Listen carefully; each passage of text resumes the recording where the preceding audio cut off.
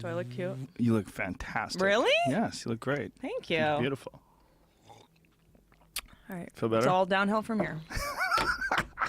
got Joe to think I'm pretty. You're live. Hi. Hey, what's up? How are you? I'm good. I'm insecure. I'm very insecure. I want you to like me. But you know I already like you. That's I don't ridiculous. know. You're That's hard to not read. true. You're very hard to Bullshit. read. Shut up. Yes. When you're sober, you're hard to read. When I'm sober, you want me to get high? When I'm high, I'm hard to read? No. When I'm sober, I'm easier to read, When I'm or at high. least you just like people more. I like everybody. Here's the thing about you that you don't know about Uh-oh. with our relationship. When I easy. Stand When straight. I know you did just arch your back there for a second. You're like, Prepare did we myself sleep for together? impact. Yes. When I started doing stand-up, you were like this very mythical hero at the Comedy Store. I came into the Comedy Store when you and Carlos had your big saga. Oh. So you had just, like, your exodus, your very ceremonious, or unceremonious rather, exodus from the Comedy Store was happening. So I never really met you, but you were like this deity at the Comedy Store. Oh, I didn't know. Do you want to weigh in on that? I wasn't there. You weren't there. Good I wasn't point. there for that. So I never really knew you. Like, I feel like so many other comedians that I admire and I at least have had some FaceTime with, and you I only sort of started knowing in the last year. Yeah, well, we met at the Laugh Factory. True. But I'd seen you a bunch of times, and I liked you. Yeah, you, but you we hustle. had never vibed. Yeah, we but, never talked. But we have since then. That's true, but I'm just saying. So how could you still be Because insecure? I have 9 years of you being this sort of very elusive, Bigfoot. Oh. Like, I never quite knew if you really existed. It's weird when people have perceptions of you Yes. outside of you, and Yep. you're like, well, Yep. like, then you. Yep. It's weird when you meet someone, you have a perception of them, and you're like, oh, I like them. Yeah, You know, I it's didn't think I weird. did. Yeah, Yeah. that happens. Well, I think a lot of it is it becomes a Rorschach test, right? It Yes. becomes like my projections onto you and my insecurities. Like, if I see you and you don't give me what I need to feel secure, I'm like, he doesn't like me. I'm just, blah, blah, blah. Yeah, I had a friend tell me something about a celebrity that they met, and they were like, yeah, I met him, and I said hi to him, but he's a fucking dick. He didn't even talk back to me. I go, okay. Yeah. You just said hi to him? Yeah. That's it, and all of a sudden he's a dick? He doesn't owe you anything. But Yeah. it's like you have this idea of what someone is, and then based on a limited interaction, you create a narrative. Yeah. I know that when people, this is going to sound like a fucking person bloviating about people that recognize them, but when As long someone... as you get to use that word. Bloviating? Bloviate, it's a good word. I've never used that in my life. It's a good word because it does fit. Sometimes I ramble, and I want you to rein me in if I start getting boring You're not or boring. being redundant. Stop it. And bloviating. But All right. when someone comes up to me, like at the airport, and is like, "Hi, Whitney," like I instantly, sometimes I have to say that I'm like, I just feel like I cannot give you what you need right now. Like what you need from me, Right. I can't give you. Like I can take a picture with you, but I can't have a conversation with There's you no about way your you're life. gonna walk away from this exchange feeling good about this. Right. She was this, she was this. I get very insecure that I can't deliver what someone needs from a person they know. I had a conversation with a guy where, and I'll never forget this because I didn't know this guy at all. And it was after a show, I say hi to people, the whole thing, take pictures. And then he goes, hey man, I'm dating this girl and she's about to have a baby. What do you think I should do? Like, what?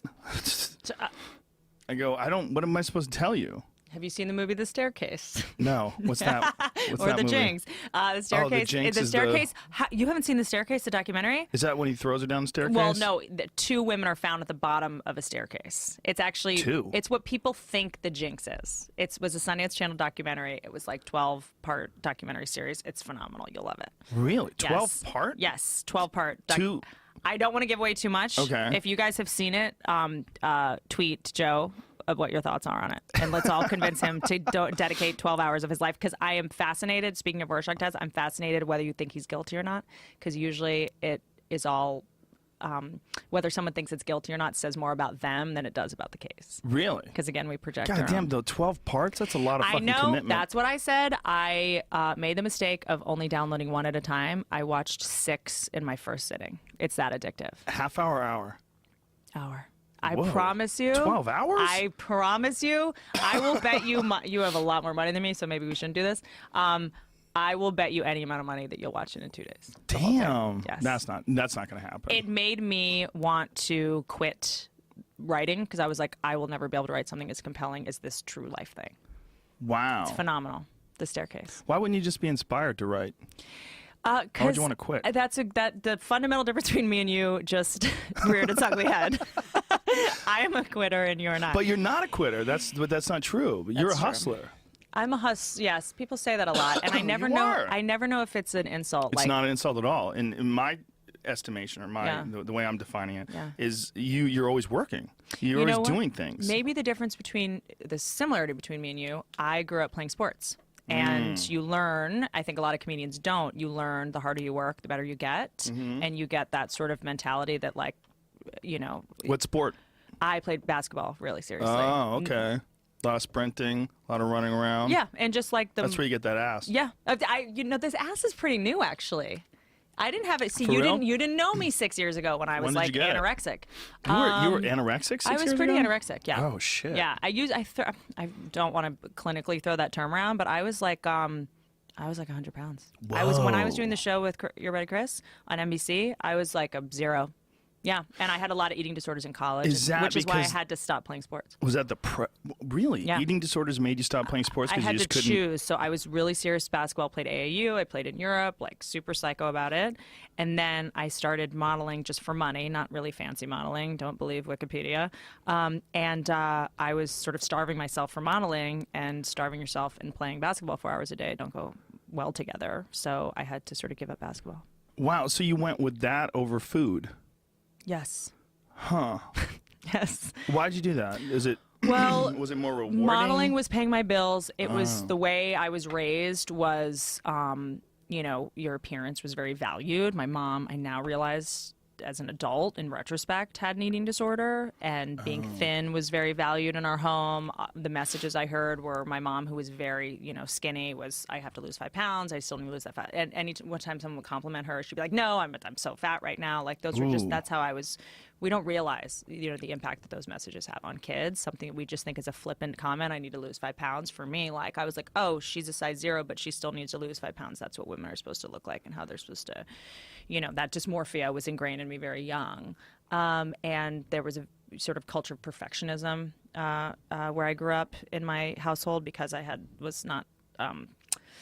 was neglected quite a bit, and it's a natural sort of reaction for kids to have perfectionism as a result of that. So really, yeah, because you think that children can't understand that their parents have flaws, because it would be just too traumatic to their psyche. So we think parents are perfect. If I'm not getting attention, that must be something's wrong with me. So I need to work harder, be prettier, thinner, more successful, achieve more, which I think is where a lot of my achievements. And you did it to try to get your parents to pay attention to you? I think as a kid, that's when it started, is if I'm just perfect, I'll get this attention from these people who weren't capable of giving it to me. And then it sort of started manifesting in other ways as an adult. I think I had a very similar thing. Yeah? Yeah, I was definitely neglected as a child, but I think that I sought it out from other people, not necessarily from my parents. Yeah. Well, that's what I, and similarly, which is I think why I had, and I'm in Al-Anon, so I'm in recovery for this, but people pleasing. What's Al-Anon? Al-Anon is like if you had any kind of alcoholism in your home growing up, which is not necessarily like, I did have an alcoholic parent and I have a drug addict sibling, but alcoholism, for alcoholism to be present, alcohol doesn't necessarily need to be present. So it can still be signified by compulsive behavior, workaholism, a codependent relationship, an addictive relationship among your parents, gambling, sex, food, all that sort of stuff. Anything that's addictive. Anything that's addictive. What does Al-Anon stand for? Al-Anon is, that's actually a really good question. I do ACA, which is Adult Child of Alcoholics. Jesus Al-Anon Christ. is more for, like, if you're married to an alcoholic, if you have a kid who's an alcoholic, like, because addiction is a family disease and it affects everybody. So How convenient. I know, isn't it? Addicts are such a fucking pain in the ass in that regard. It's a very sort of pernicious disease, because sometimes... Another good word. Pernicious is a good one. Very nice. Because it's... Damn. We're live. I got to pull out all the stops. We can't fix this in post. Is that sometimes alcoholism affects the people not drinking the most. So I wasn't drinking growing up, but because of, here's another one, how insidious alcoholism is, I was acting like an alcoholic. I just wasn't drinking, so I was like arrogant and developed an ego of like, I'm the angel in the house, everyone else is an asshole. I'm awesome, but I was still manipulating, lying, managing, controlling, and codependence. Alcoholics are addicted to alcohol. Codependents are addicted to alcoholics. So as a result, I'm dating alcoholics. I'm dating guys who are illiterate, people who need to get rescued, saved. You dated guys who were illiterate? I dated one guy who he couldn't read? Couldn't really spell. What kind of text messages do you guys have? Lots of autocorrecting. Yeah. Hey, are you a basketball later? What? Yes, I did go through that. I dated a lot of like alcoholics, needy people. Right. Troubled people. Yeah, I have a friend who would always date girls that were really, really fucked up. Brian Callen. Yeah, there you go. How'd you know? Trust me. How'd you know? Yeah. Me and Brian. Hashtag Fiona Apple. Well, that's the best one he ever Yeah, dated. I know, but I did the same thing. He calls them vampires. Oh, he had some bad ones. But so it's recreating your childhood circumstances. So I was the caretaker as a child. Right. I would put my mom to bed. I would cook dinner. I was always the one fixing things and trying to stop fights because I was, my mom basically told me I was like a mistake. I was born, no one planned me. And when Your mom told you that? Yeah. Jesus. Yeah, it wasn't our shining. How many times our did she tell shining you moment as a family. When I don't send money, I get reminded. Oh, gee, you send money to your mom? Yeah. Whoa. Yeah. Yes. Yeah, that gets dark. Very. Well, as Chris Rock said in the hallway at the Comedy Store one night, I think you were actually probably there. He said, when you give money to people, it's only a matter of time before they start hating you. Ooh. Because then they start resenting you for supporting them and sort of robbing them of their own dignity. And then if you have any kind of boundaries, they're all of a sudden like, oh, well, just because you give me money, you think you can talk to me that way? And it's like, well, no, I'm just like, have self-respect. It seems to me that the people that need money always need money. Like when you give them money, it's not really helping them. No. Band-Aid. It's enabling. Yeah. Yeah. Well, Yeah. I mean, there's some people that just need money. I mean, I've had friends that just needed money. Yes. Some went wrong, transmission broke, fuck, that's one thing. But it's the people that always need money. Yeah. You can't fix that hole. Nope. That hole is just, they come back to you, oh, it turns out we were late with the payment and now there's interest and this and that. And so do you think that, okay, and then we just had an issue with blah, blah, blah. And like, oh, fucking Christ, this doesn't end, does it? Yeah. And so, and it's interesting, and I've had to work really hard on the parameters of when I can give money, when I can't. My system now is basically to only pay bills directly, because that way I know. Damn, you do this all the time? So this is an all the time thing? I am cash poor, Joe. Fuck. I am being hemorrhaging Really? money through my family. Yeah. Wow. Yeah, because I didn't grow up in an environment. No one had health insurance. No one went to the doctor. So now, both my parents had strokes. Nursing facilities are great. No insurance, like the whole deal. So it's been, but it's you talked about me working hard. I worked hard initially because I needed, I didn't have a choice. I didn't have money, and now I still have to work hard to sort of pay for all these other things, which I think maybe in some way is keeping me, motivated, because I'm never going to get ahead. I'm never going to be. You're very aware, though. Solvent. You might be like kind of frantic and all over the place and motivated, and Do you think of me as frantic? A little bit. Really? Yeah, but in a good way. How so? Powerful. You've got like a lot of Really? Yeah. I It's feel like fear. that. It's an armor. I'm an But armadillo. whatever it is, it's not like a negative thing, but it's like, wow, that girl is getting shit done. It's intense. When I say frantic, maybe that's not the word. Maybe the word is pretty? Kinetic. Yes. Stunning? Is that what we're going for? Fabulous. There's a lot of good curvaceous, ones. Right. But you're not stagnant. You're constantly in motion. Well, that is a yes. I define. Like you texted. Sorry to interrupt you, but you texted me. Like here's a perfect example though. I'm doing a documentary on head trauma. Like what? What the fuck? I mean, I know she's touring. You're in the middle of doing an HBO special. You've always got some shit going on. You've always got these projects. And then you're like, I'm directing a documentary on head trauma. I'm like, what? Or it was violence, right? It was on violence. Yes. You wanted to talk about violence. And I was like, whoa, this fucking chick is crazy. Like, yes, I am I mean, it is a literal disease. I do have workaholism, which means you define yourself through productivity. Yeah. And that's how my self-esteem is derived essentially through what I'm able to make. so but you're so aware of all this. Well, yeah, I'm in pretty hardcore recovery for it. So, I am in Al-Anon. I do EMDR. I'm in trauma therapy. So Are you addicted to therapy? Is that possible? You know what? I wish that I could actually find a healthy addiction. I found a lucrative addiction. Work is somewhat of a lucrative addiction, but I'm definitely addicted to waking up and being conscious and self-aware. That's something that appeals to me. And I wasn't in my 20s, but again, like we were just talking about someone earlier, being a mess isn't cute in your 30s and 40s. Being asleep and unconscious and just being a disaster is just not cute anymore. Yeah, there's something about lazy people in their 20s that I find adorable. Yeah. But when I see a lazy guy... Second you turn 30, it's not cute How about anymore. 40? How about a 46-year-old lazy guy? Nope. You're like, what, you didn't do that yet? Nah, I got to get to it. What? And also, as a girl, guys have the stigma too, but as a girl, like, you can be crazy in your 20s. You can't be crazy in your 30s. It's not sexy.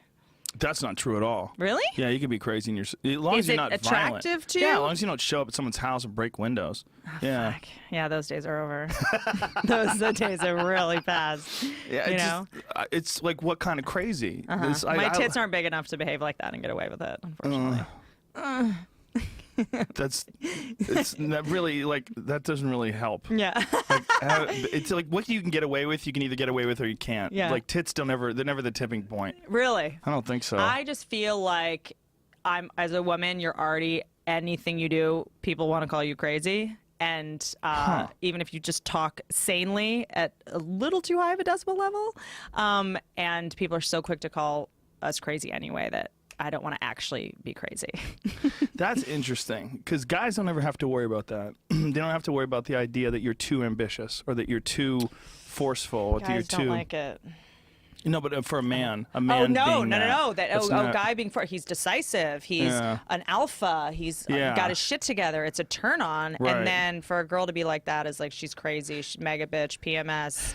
Psycho. She's a psycho. She's stalking me. It's like, no. I like you. Yeah, or like, I need to make plans. Right. Because I have to schedule my flight. Are we hanging out or not? She's stalking me. Like, okay. Am I stalking you? Well, don't you think that that's a power move, though, that people do that to try to, like, make you feel insecure? Saying something like you're stalking them or saying, like... When people act like that now, I don't overthink it as much now. To me, it's just more signifies unintelligence. Like when someone, when in a fight with me, if we're together and you say crazy, psycho, or bitch, I just lose respect for you. Because I'm like, I know you have a bigger vocabulary than that. And if you're leaning on these sort of like pop terms, right, in these vague terms that get us nowhere, like, I'm just going to lose respect for you. Well, those words, like, unless someone really is crazy, and if they are crazy, we'll stop hanging out with them. It's like calling someone stupid. It's not productive. It's not helpful. Like, sometimes you calling stupid me is very productive. It's, it is actually, you know what? Some good words. Idiot is pretty good if you don't overuse it. I like dum-dum. Dummy. I love dummy. I love dummy. You fucking dum-dum. You dummy. Because it's so belittling. I'm not even going to call you stupid. I'm going to call you ruthless. dumb. It's ruthless. Dummy. Silly goose is pretty good. silly goose is like, you can kind of get away with it. Like, you're such a silly goose. Yeah, you can't really like get mad at someone for calling you a silly goose. You know what the worst insult? Like, if you want to hurt the person you're with, what do you say? If you want to hurt them? I don't know. What do you say? I know that the most hurt I've been is when a guy said to me in a fight, not bitch. Are we allowed to curse? What? No, I'm sorry. I don't. I think we already have. I don't know these days. Bitch, cunt. I don't fucking know. Who's ever told you can't swear on the always internet? getting sued. I don't know. I'm just. It's an instinctive. I have PTSD. Microphones and saying cunt is just. I'm sweating. I'm already a big sweating. Fan. Big fan of the word. None of those words hurt me. They actually just make me lose respect for you, right? Not you personally, Joe. But you're pointing at me. The person, I know. No, it's the first time you pointed. When I'm pissed, it's this. It's these. They're like clamshells. I grab. Looks like you're grabbing flies out of the air. I am like fly trap. And is I don't. We were. I mean, our relationship was gonna be over anyway, but we were arguing about something, and he goes, "You know what, Whitney? You're a lot. A lot? You're a lot." That bothers you? You know what it was? Number one, you don't even respect me enough to be specific with your insults. You're going to be vague. And it just meant like all of you is too much. Like you're just too many opinions, too many things to say. You're too loud. It was just like be less of what you are, and that weirdly hurt me more than anything. That's so strange. You're a lot. If someone ever said that to me, I'd be like, yeah, bitch. Yeah, I'm see, a lot. But it tapped Shit. into an insecurity that I already have, that I'm too much for men. That I have too much, Whoa. too many ideas, too many opinions. I'm too alpha. Oh, we're getting deep here. Yeah. Too much for men. Guys are not super on board with girls like having opinions and appointments and that sort of thing. I've noticed. Really? Yes. Like opinions and appointments. Do you realize for the last year I've hid my car from guys that I've dated? Why have you hid your car? What kind of car you got? Well, I have a Tesla now, but I had a G-Wagon. And I used to park it at the guy's house I was dating. They'd be like, can I walk you to your car? I'd be like, I Ubered. I would Uber like 2 blocks back to my G-Wagon. Shut the and drive fuck home. up. Yeah. Why would you do that? Because it would like weird them out and emasculate them. Because you have a nice car? Yes. Why are you dating broke dudes? I know. I need to work on that. Seth MacFarlane, hit me up. Hey. I don't know. Because I was like, I would never like not date a guy because he didn't have money. I don't see I don't think of that. Oh, okay. But I guess I did gravitate towards guys, or guys gravitated towards me who were intimidated by sort of my alpha. They're gravitating towards you, though. I guess. There are those guys that get taken care of by women, and it's very strange. There's this guy that call I me. know. Call me. Call you? You don't want this guy. But there's this guy that I know. He's an actor, and he's gone from one older, wealthy woman to another older, wealthy woman. Divorced wealthy woman to another divorced wealthy woman. 2 is a habit. 2 is you're looking for it, but I find... that's what he does. He gets these girls to pay his bills because he's trying to act. He's trying to be an bummer. actor. That's so not sexy, though. Oh, it's pathetic. I've done both. He's got a ponytail. I'm in. Sold. I will pay for that to get cut off. He wears knee-high suede boots sometimes. I want to kill him. You can't do that when you're broke. You can do that when you're a rich black man. You can't do that when you're a broke white guy. You can't even do that if you're white, if you're rich. You can do that if you're Pharrell. You can't. Can Richard Branson wear knee-high suede boots? No. I say if no. he's completely naked. Moccasins? The guy with the stitching on the bottom around the edges? Would you be attracted to a girl who had more money than you? Who earned it? Who didn't get it bequeathed to her? I have a theory that guys like girls who inherit money, but they don't like girls who earn their own money. Wow. More money than you. I don't think that would bother me. Well, I don't have a money problem. You don't, but because money represents resources, and on a primordial level, it means she's the alpha. Well, does it? Maybe. I'm not worried about money. Yeah. You know what I mean? Well, that's because you have it. Yeah, I've got plenty. Yeah. So it's not like, you have no she could do something that I can't do. Yeah. When you have enough money, this is the way I've always said, everything becomes free. Yes. You know, like, do you want to buy a car? Well, go get a car. Yeah. Like, things become free. Yeah. And when things become free, then money stops being an issue. When money is really an issue is when you don't have it. Yes. When you don't have it, someone else has it, it's like, fuck, I wish I had it. Right. How do I get it? I'll give you some. Oh, Yeah. she's going to give me some. She's going to give me some. What about that money you're going to give me? Are you still going to give me that symbolic money? and You're it's still gonna, yeah. Is that money still coming my way? Oh, what's going on here? You know? Right? That's so funny. Right? It gets this weird fucking, you get this weird relationship. And it starts to represent more than just paying for a cup of coffee. It's, am I a man? Am I a woman? But I do feel like I have become, this is going to sound so sexist. I feel like me making or being whatever this thing that has happened where I'm able to pay my bills. I'm miming a weird thing. Joe's mocking Some sort me. of a funnel. This So. And what move is this? I don't know, at least it's going away. And it's not going into you. It's true. It has changed guys' relationship to me. I've noticed that ever since I started making money, guys sexually want to dominate me, choke me, spit on me. Spit on you? Oh, I've gotten spit on. That didn't happen in my 20s when I was broke, Joe. Wow. When I was 20s and broke, guys wanted to coddle me and eye contact and grab your face. And now that I have money, I'm getting choked. I'm getting spanked. Weird. So I'm there's a getting weird bit. aggression. I gotta tell me what this is. I had a guy put his 4 fingers in my mouth and just leave him there for like 2 minutes. What's that? I don't know. Wash your hands I was first. Like, how do you? Was this guy? That's not how people get sick. No, I have a 7-year-old. She's sick because she touches things and then touches her mouth. I'm like, see, that's how you get sick. Yeah. Well, I mean, just learned so much about you. You could never be single, by the way, today. You better make this marriage work forever because you're not going to be able to handle. Because the hands in the mouth, it's very unsanitary out there, Joe. Oh, hands. Well, I'm not worried about myself. So he stuck his hand in my mouth. Worried about you. And it was. I've spent every night at the Comedy Store for 10 years. My immune system is on point. I know. I shake about 1,000 hands a night after a Can I tell theater you? And show. I think that sharing a microphone with 300 road comics every night does a number on your immune system. I never get sick. I never get sick. Yeah. Shaking all those hands does it. Yeah. Or I just, really believe that. Yeah. So sharing a microphone with Jay London, you're good for a while. It's like, yeah, for sure. He's like Pigpen. Everyone's Googling Jay London and no results found. No, you can find some. He's on Last Comic Standing. Oh, that's right. Yeah. So he stuck his hand in my mouth, and I Okay. was like, "This did not happen in my 20s." And I'm thinking, "Am I?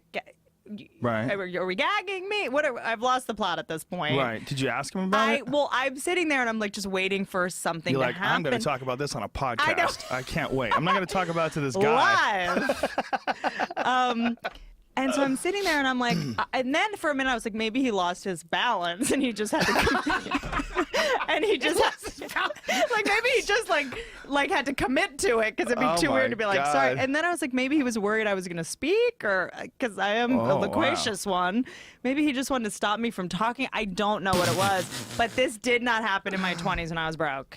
Well, Got spit on in the face. Spit in the face. in your face. Got spit in the face. Wow, that's dark. Yes. Was it a broke guy that spit in your face? No, actually. Was he wealthy? Yes. Maybe more wealthy than you. Maybe. Here's the thing. Here's the thing about my this nebulous wealth that I have. Everyone thinks I have way more than I have, and it's been in the press that I have all this money. So I think guys that do have more money than me think I have more money than them, which I sort of yes. I see. So maybe it was he thought I had more than I had. So he wanted to spit on you? Yeah, he wanted to go, just so you know, bitch with the Tesla, I'm the boss. You think you're so cute with your TV shows? I'm about to fucking treat you like a Thai hooker. There are people that like that, though. That's where it gets weird. And if you date someone who likes weird shit, and then you go to someone else, and like you like, I know what girls like. I've had that recently where I dated I was in a relationship that was relatively sexually perverse, and then dated someone who was very not, and I was like way overshot the mark. It's like, what was that? I mean, I'm just fuck it. I'm gonna be single forever after this podcast. I did have a guy one time, because here's what you do now. I need more coffee. Jesus Christ. When you this is too graphic. No. I feel like I'm covering a lot of the stuff that Neil deGrasse Tyson covered on this podcast. For sure. Are we just Let's talk about the moon landing. You have to gag on dicks now? No, you don't. Yeah, well, if you don't, you will be Exercised? yes, your head will be pushed down. Yeah, guys, push your head down. And you're like, oh shit, okay, this is happening. I'm like, I have a Tesla 2 blocks away. Why are you jamming my head on it? And then, so I just thought that's how you did it. And then I dated this guy, and I did that. Oh, God. And he goes, oh, no. Oh, my God, he stopped you? So embarrassing. He's like, don't do that. He goes, I'm actually not turned on by girls hurting themselves. And I was like, oh, God, I was so embarrassed. Oh. I was so embarrassed, and I was like, "Okay, I'm off the grid. I've been off the grid. Now I'm back, and I just don't know what's normal anymore. Like I don't even know." That's fascinating. It's fascinating to be a woman who's got a lot of money, who's got a lot of power. Perceived. Well, you got plenty. All right. We don't have to go over I'm numbers. not helpless. I'm not a damsel in distress. I don't need to be rescued, which Look, a lot of guys want to rescue girls, I think. If you make more than $34,000, you are in the 1% of the world. Wow. Did you know that? No. Yeah. So you're in the 1% of America. So Wow. that's it. You got a lot of money. So most men are dating girls that are like, waitresses or bartenders All or the costumes you dress up to play role play, by the way. really waitresses and bartending. They don't have, that is when I really realized, like, oh my gosh, guys love us to be in like subservient positions. What? Because you role play? Well, no, I'm just saying it's very telling that the only sexy costumes available are like waitress, candy striper, secretary. Cop. Oh, that's a good point. Nurse. There's cop, nurse. Nurse is not subservient. They're kind of taking care of you. It's not doctor. Right. Ooh, true. There's right? no doctor. There's no CEO. There's no Yeah, but there's always MMA fighter. But there is the fantasy of like the boss who calls you into the office and makes you eat her pussy. Like, that's a good point. That's a good point. Yeah. There's a lot of that. There is, in those okay. porn movies. That's now. That's encouraging. Yeah, but it's always like the guy has to dominate the boss. Yes. Right? Yeah. It's always she's like, "Where's that paper?" And he's like, "This paper dick in your mouth." It's always like that. It's never like she's like, "You're fired," and then he just leaves and jerks off. It's right. Like, yeah. you know. That's a weird dynamic, though. And now that you're making me think about it, I never dated a girl who made a lot of money. Never dated a girl who made more money than me. That's for sure. I'm thinking about it. Never. I don't think so. Maybe when I was like really broke. I think that like recently divorced guys are into it. Oh, right, because they don't have to pay. Because, they just had to give half of their shit away. So I feel like they're a little more receptive to. So I literally was saying to friends of mine, like, hey, set me up with your recently divorced friends. They'll be into it. But don't you think that there's a broad dynamic, right? There's a lot of different kinds of people out there. You just have to find someone who's into a strong woman, but not like a beta man. That's the thing. Like I want someone who's more alpha than me. You don't want like a male feminist who's like catering to you, who's like a beta, who wants to take care of the kids, who doesn't want to work, wants to stay home. Someone like an equal. An equal. Someone right. that I lose respect for people very quickly. Whoa. And so I need someone because you're competitive. That's what it is. Is that it? You're a predator. That's true. Not a predator in a bad way, but you have predatory instincts. You're right. You see weaknesses pretty quickly. Yes, good point. Yeah. I do. Yeah. And once I see it, I can't unsee it. That's why that guy freaked you out when he said, you're a lot. Because I'd tell you you're a lot, but I'd say it's a good thing. Like, you're a lot. He hit on my insecurity of I'm not feminine enough. Like, I just want, like, in a relationship, I don't want to be the alpha. I want to be, like, the subservient, obsequious Asian girl, quite frankly. Do? I don't want to have to be the boss in my relationship. Oh. I want. This is turning into some weird sort of dating advice show. I know. Will you stop letting me talk? I want you to talk. It's okay. I'm talking about sucking dicks. This is a disaster. Listen, it's fascinating. People are excited about this right now. There's dudes with their pants off all around the world. Thank God. Hit me up. I'll pay your bills. But you don't want to pay their bills. No. It'll get ugly. It'll get ugly. I won't pay the ostensible bill. Like You'll pay the valet. You pay I'll pay for the house and the vacations. You cover the valet. Oh, okay. How about that? That sounds like a good deal. Because I don't want anyone to think I'm paying. Because I did date a guy that did not have money, and I would wire him money, and so that you would pay him. When we so that when we went out to dinner, he'd pay. Whoa. So that people didn't think I was paying. Yeah, that was a mistake. I'm not going to do that again. That was like a week ago? That was... Hashtag Tony That's Hensley. so bizarre. Well, I would imagine that it's probably very hard. I mean, you're saying it's very hard, but I would imagine it'd be very hard. It's hard anyway.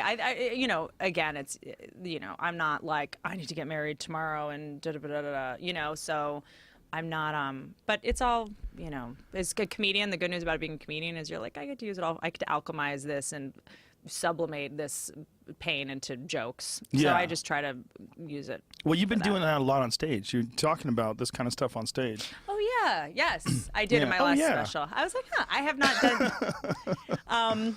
I have not done stand up since I shot my special. I try to take like 3 months off after every special because I feel like number one, I don't like doing old material because I feel like I just feel like gross. And then number two, I feel like I start doing a bad impression of myself if I don't take a break and rewire my brain and kind of That's interesting. Reboot. Stanhope likes to do that. Oh yeah? Yeah, Stanhope takes big chunks of time off. Well, he's detoxing probably. He's got AIDS right now. He's in Africa. He just told me he has AIDS. She told me. That's not true. No. Oh yeah, I was like, it's the fucking Charlie Sheen coming. Oh Jesus Christ. Oh my God, that was He doesn't amazing. have sex. So really? Yeah. Very Gandhi of him. No, very drunk of him. Oh God, because he can't. He killed his dick with booze. Is that something that can bounce back? You're concerned. Wait a minute. He was on my hit list. He's literally my type. He's the perfect guy for me. I don't know. I have to talk to him. Drinking problem, needs money, can't He doesn't fuck. need money. He makes a lot of money. Oh, yeah, I guess that's true. Yeah, he's he pretty doesn't have a wealthy. big overhead. Doesn't he live in New Mexico or something? Arizona, Bisbee, That's Arizona. right. He owns like a shack. He's got the most bizarre house. Pull an image of Doug Stanhope's house because he puts it up online. Not only does he put it up online, he tells you where he lives. He's like, he knows no one's going to rob him. No, they do. They could rob him. There's nothing there. Go rob him. What are you gonna do? Steal one of his wacky suits that he gets from a thrift store? He doesn't Steal save anything. his Popov vodka. He's got like a laptop. He'll steal that. He'll go get another one. I saw He's got him some comedy joke books. When Doug he was Stanhope. at the comedy store, he had that like plastic gallon vodka. of Popov vodka. Yeah, there's his house. This is a party that he puts on. I fucking love him because he's the real deal. Yeah. He's like a real American original. He has a house in Bisbee, Arizona. He gives out the address online, and people come to his house for a Super Bowl party. Regular People he doesn't know. Anybody. They drive. People have flown in from other countries and driven to Bisbee, Arizona to come to Doug Stanhope's house, and they come into his living room. They hang out with him. He's got a girlfriend, Bingo, who's legitimately out of her fucking mind crazy, like medicated, sees things that aren't there. Isn't she like suicidal? I don't know. I heard them on Stern, I think. Could be. You know. I don't know if she's suicidal. She's hilarious. I wish I had a She's very relationship nice. like that. Do you? He still has a relationship and I don't. Yeah. All of these. Non-sex relationship, I guess. So it's just not Yeah, I don't think sexual because he can't fuck or He because just doesn't have any desire to. Interesting. Yeah.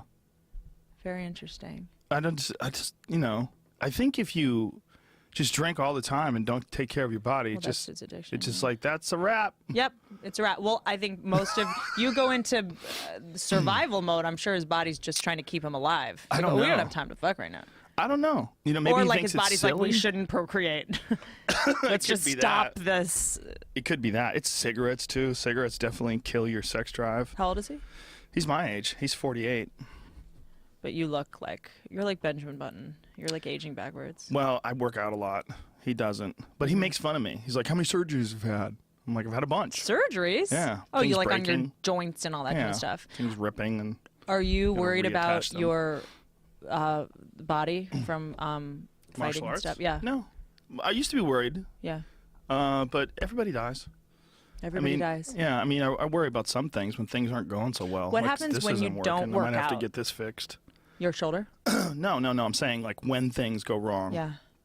I start going, uh-oh, this one might not be good. What's going on here? Yeah. Why is this clicking? Shit. I gotta get an MRI. I might break things. But I've had so many things fixed, Yeah.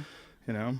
Right. Do you think that surgeries now improve? Because I heard that the RG3 surgeries on his knee, not that he RG3? played. It wasn't that the quarterback for the Redskins? Who's that? RG3? Joe doesn't know football. But I Oh, literally don't even know the rules. God, I love that. I don't know Sexy. I don't know. Really? Yeah, the only thing Crazy. sexier than a guy knowing everything is a guy knowing nothing. I just learned. I don't know anything. Like I had a friend of mine invite me over to a Super Bowl party, and I thank God I had a fucking excuse. But he's like, interesting. come on, go over and fucking watch the football. It wasn't a Super Bowl party. I guess Super Bowl wasn't happened till February, right? It was a football party, a Monday night football party. Well, the only reason I know is because the guy that owns it was explaining to me that the knee surgeries made his knees better than they were before the injury. My knees are definitely better than they were before my The surgery. surgeries can now improve your. Yeah. Well, I've had ACL reconstruction on both my knees. And the way they do it now, I have one they did the older way, which is a patella tendon graft, where they take a big slice out of your patella tendon and then they open you up like a fish, and then they drill it into the knee, the tibia and the fibula. And that one's definitely stronger than a regular ACL. And then my other one, I had replaced with a cadaver ACL, which is even stronger because it's they use a Achilles tendon, which is much larger. Oh wow! And it's that one is much less invasive too. Like the recovery time was incredibly quick. Like I went to a party 5 days afterwards. No cane, no nothing. Yeah, it was crazy. Just walk around. Pimp lamp. Just walked around. I didn't even have a limp. Wow. I mean, I didn't have full flexation. Like I couldn't bend it all the way, but I get enough where it looked normal. Like I I was broke walking my around. shoulder and I should have gotten surgery. Mm-hmm. Surgery would have like the way he would have done it would have made it better. I just didn't want to get surgery. How long ago was this? 2 years. I just had 4 months ago. I had stem cell shots in my shoulder. Yeah, I was going to where'd you go? Vegas. Elatrach? Oh. I was going to get shoulder surgery because I had a labrum tear and a rotator cuff tear, and there's some. Apparently, I've dislocated my shoulder before in jiu-jitsu. And just didn't know it. I didn't know, but that's jiu-jitsu is fucking so brutal. Yeah. When you're engaging in a sport for 20 years. And the whole purpose of the sport is trying to break bodies. Things go wrong, Yes. And I guess my shoulder got dislocated and popped back in place, and I didn't know. So there's some broken shit in there. Yeah. And then I heard it again from practicing archery and from lifting too much weights. I just literally pulled some of the tendon off the bone. Literally pulled it off myself. Like I didn't do it. Nope. It wasn't like someone yanked on it or I fell. I just kept pulling. My shoulder gets sore. I'm like, shut up, pussy. Yeah. See that I have that inner monologue of if it hurts, you're doing something right. That's how I grew up. If you're in pain, like things should hurt, and so I never. That's an athletic thing, though. Yeah, I never say uncle. But you can get, if your shoulder's still fucked up, you get these stem cell shots now. It's incredible. I'm sorry, I got the plasma where they spin out the white blood cells. Is it that one? No, that's platelet-rich plasma. Yeah, PTP. Yeah, PRP. PRP. Yeah, and that's really good. That helps healing, reduces inflammation. And there's a more advanced version of that, which is called Regenikine, which I had a series of those done on my shoulder, which helped a lot. But it was more of a temporary fix. It would help. It would reduce the inflammation. It would help the pain. But then slowly but surely, because I kept working out, the pain would, sort of reemerge. But the stem cell shots were a fucking complete game changer. Wow. And people always ask, how much does it cost? It cost $2,500, which is a lot of money, I know. But the fucking result, one shot. I mean, my shoulder's fantastic now. It's your body. I worked out today, no problems, no pain. Yeah. I mean, I did chin-ups, I did rows, I did all these different things. It doesn't bother me at all. That's like amazing. no pain. I was like that close to surgery. I was like, I just can't keep doing this. Like it used to make all these clicks. It makes way less clicks now. I used to have to wear that shirt the shirt that has Velcro on the back that pulls your shoulders down. It's like I'd have to wear it like 30 minutes to the one that who's that basketball player that wears it? Jamie would know. Yeah, the tall black guy. Does that narrow it down? It's whatever. It's a shirt that it's probably a compression shirt, but has Velcro on the top and the bottom, and they adjust it so that it changes the way that you walk and stuff. Right, I get it. Yeah. There's just amazing new innovations in science and medicine, like what they're able to do. Yeah. There's this guy, I think his name's Peter Welling, the guy who invented Regenikine, who's in Germany, Dusseldorf, Germany, and he all the fucking Germans always. Well, they don't have the same restrictions that we had for the longest time. Yeah, well, the entire Bush administration fucked science and medicine in this country, where they couldn't do stem cell research, and then they finally figured out how to do autologous stem cell. Autologous? How do you say? Google that. Autologous through your fat. They take stem cell through your own fat or through your bone marrow. Right. They drill a hole in your hip. They suck marrow out, make stem cells out of that. Yeah. But they don't even have to do that anymore. Now they use placenta from a woman who has a cesarean section. Yep. They take that placenta, make stem cells out of that, and that's what I got. I put that on my face. Oh, you do? Yeah. You put it on your face. Placenta and colostrum. Whoa, colostrum. Yeah. And spit. Apparently. A lot of weird fluids on my face. Yeah. Well, this doctor they are literally months away from releasing this new procedure that they have that reinvigorates collagen in your skin. Like changes your body's production of collagen. Wow. They have some sort of an injection, and through that injection, your body reproduces collagen like it did when you were 20. Wow. Yeah, people's faces just going to go, like Jesus. Wrinkles are just going to go away. They're like, this is a fucking complete, total game changer. Wow.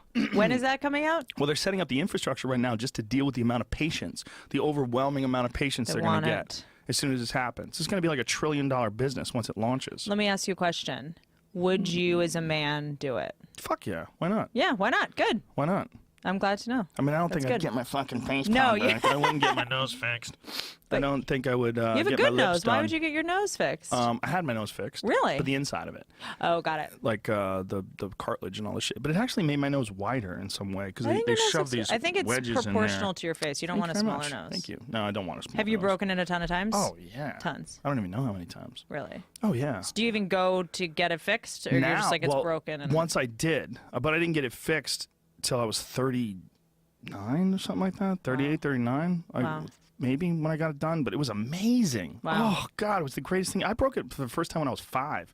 I fell down a flight of stairs when I was 5, smashed my you nose. were neglected.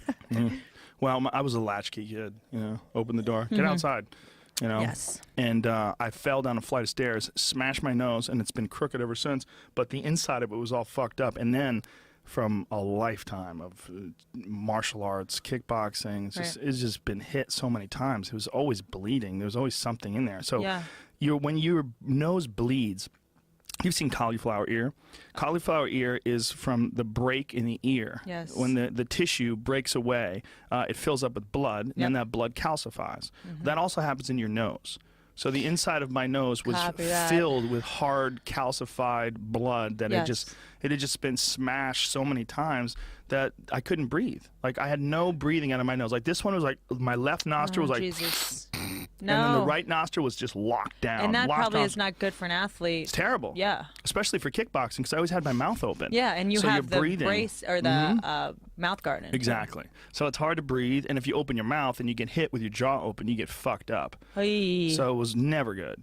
But I didn't get it fixed for the longest time, but once I did get it fixed, it was amazing. It was like I know. Is this you're like is this how everybody just lives all the time? They shove these big fucking things up my nose, these big like foam tubes, and stretched it out, and he cut it. There's things called turbinates in there. They trim the turbinates, so they literally change the shape of the inside of my nose and shove these things up, and my nose is like a little wider since I had it done. I get really bad migraines, and when we were trying to figure out what it was, like playing like whack-a-mole with how to eliminate certain variables, they did cortisone in my sinuses, and that made me breathe so much better. Cortisone in my sinuses. So you had some sort of inflammation. A lot of us have like sinus inflammation that we just don't know about. And I was like much less nasal, and I sounded less like Fran Drescher, which. Some people like that though. They like that sound for like 5 minutes. Yeah. Yeah. Love that. No surgery, whatever. No surgery. Yeah. So, but if your shoulder still fucks with you, you should really think about going. It does. Well, women we hold a lot of our emotion here and in our shoulders and necks and purses. So my surgeon was like, you cannot carry a 30-pound purse with all your shit in it. You know what you need? What? A fanny pack. Fanny pack. I have them. I'll get you really? one. Can I get a Fuck it. Do we have any left? Joe Rogan fanny pack, please? We need a new shipment. Contact them. Get a shipment. Get me on that. Quickly. Yeah, because women, we carry. I was carrying a purse on my broken shoulder, and it really fucked me up. Why would you do it? Why wouldn't you carry it on your other shoulder? Because I mean, it's just like even when I did 6 months of physical therapy on this right one, which is, as I'm sure you've gone through, is so fucking boring. You just sit there and have to rock it back and forth and like hold. Did you go to a place to do it? Yeah, Colonello. Yeah, I did it once, and then I went home and I got these rubber bands. I'm like, you're just exercises. I'm like, I'm just do it at home. It's crazy. It's so annoying. And then I had to, because of you know more about this than anyone. If I hurt this thing, it affects the left, and then it affects my hips, and then because it's all connected. So I started sort of having to do my whole body, and that's when I got an S. Really? Yep. That happens to a lot of people not getting an ass, but you hurt your knee, and then because of your knee, you'll get a ankle, left hip problem. Because it's all a rubber band, right? Yeah. And I am hypermobile. Hypermobile, which means I lift and run and everything with my bones and not my muscles. So I had to relearn how to like. What the fuck does that mean? It's I've never a even heard of very this. like Western European inbred bullshit sort of thing. I also have Osgood-Schlatters in my knees. What does that mean? Which just means you get like a bone spurt and your bones grow too fast. So I have like this. Holla! Bone right What there? is that thing? It's just like it's a tumor. It's just like a ball. It's like a ball of nerves.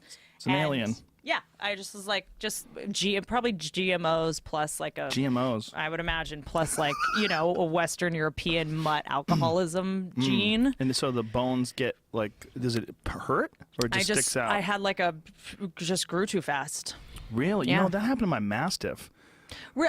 Huge with dogs, especially purebred dogs. Yeah, my Mastiff. They were like he was getting some like limping issues, and it was when he was a puppy. Aww. And they were saying that he has too much protein in his food. You have to buy him large dog food. And I'm like, what? Like large breed? Because I was feeding him like raw eggs. Yeah. Really healthy stuff. That, yeah. And his body was growing too fast. Wow. He was getting, like, he would have like a limp, and I thought, he might have hurt himself, so I brought him in. Because I've had dogs that had ACL surgery. Yeah. I had pits. Yeah. Yeah, they have notorious. Yeah. I have a pit and a Great Dane puppy who I'm going through the same thing with. He's just growing so fast. I had this female pit that had to have both her rear legs done. She had one rear leg, like all of a sudden she had this weird limp, like she was walking around with one foot off the ground. So I brought her in. They had to fix that. Yeah. They do it by changing the angle of the bone. They cut the bone so the bone, like, it doesn't, like instead of it like falling backwards, they cut it at an angle so that it doesn't do that. Interesting. Yeah, it's weird how they do it. They don't do it like a person where they replace the ligament. They change the shape of the bone. Can I just say something random? Yes. I'm so glad. I mean, I'm sure we'll look back in 20 years and there'll be so much new technology, and we're like, I can't believe we lived in a day where we didn't have the stem cell injectors at our home or whatever. But like, my dad got sick with my animals getting sick. I'm like, thank God we don't live in the fucking 20s when they were guessing. Oh, yeah. They were just guessing. Like, Well, they worked out all the smoke kinks. cigarettes. Yeah. Yeah. Yes. Yes. Did you ever see that movie with Thank You for Smoking? Leonardo DiCaprio, where he played the Aviator? Did you ever see The Yeah, of Aviator? course. Howard Hughes. Yeah, he was. His parents, Howard Hughes' parents, were telling him, like, listen to the doctor. You need to smoke cigarettes because it would make you more vigorous. Oh, Jesus Christ. That's they used to tell kids. Well, that's that. like They saying, used to tell I mean, people that. is milk as good for you as it's supposed to be? It's definitely not good for Someone's you. explaining that because of the amount of, it actually strips your bones of vitamin D in some way. Like, I don't know. I'm not an expert, but we might look back one day and be like, milk isn't as good for you as we thought. Here's the deal with milk. This is a big part of what's wrong with milk: homogenization and pasteurization. Yep. So when you're drinking milk with no enzymes in it because it's all boiled down, so you can keep it on the shelf for a year. Yeah, even overcooking vegetables, you're not really getting the, and some vegetables. Ordering a salad at a restaurant could be the most unhealthy thing because it has so much fertilizers and chemicals and stuff on it. Well, it can have E. coli. Yeah. That's a big one because water that's run off from the fields, from pastures where cows are shitting, and that can be a real issue. And women get over 50% of their calories from salad dressing? What? I've read that somewhere.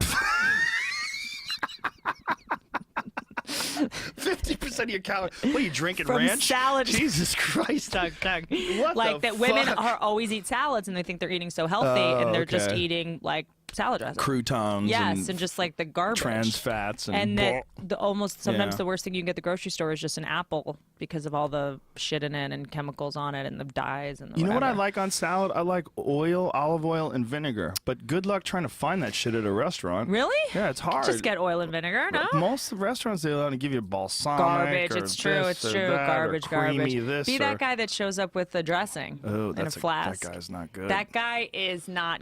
My vagina will dry up. And can you imagine? What if a guy shows up with his own wine?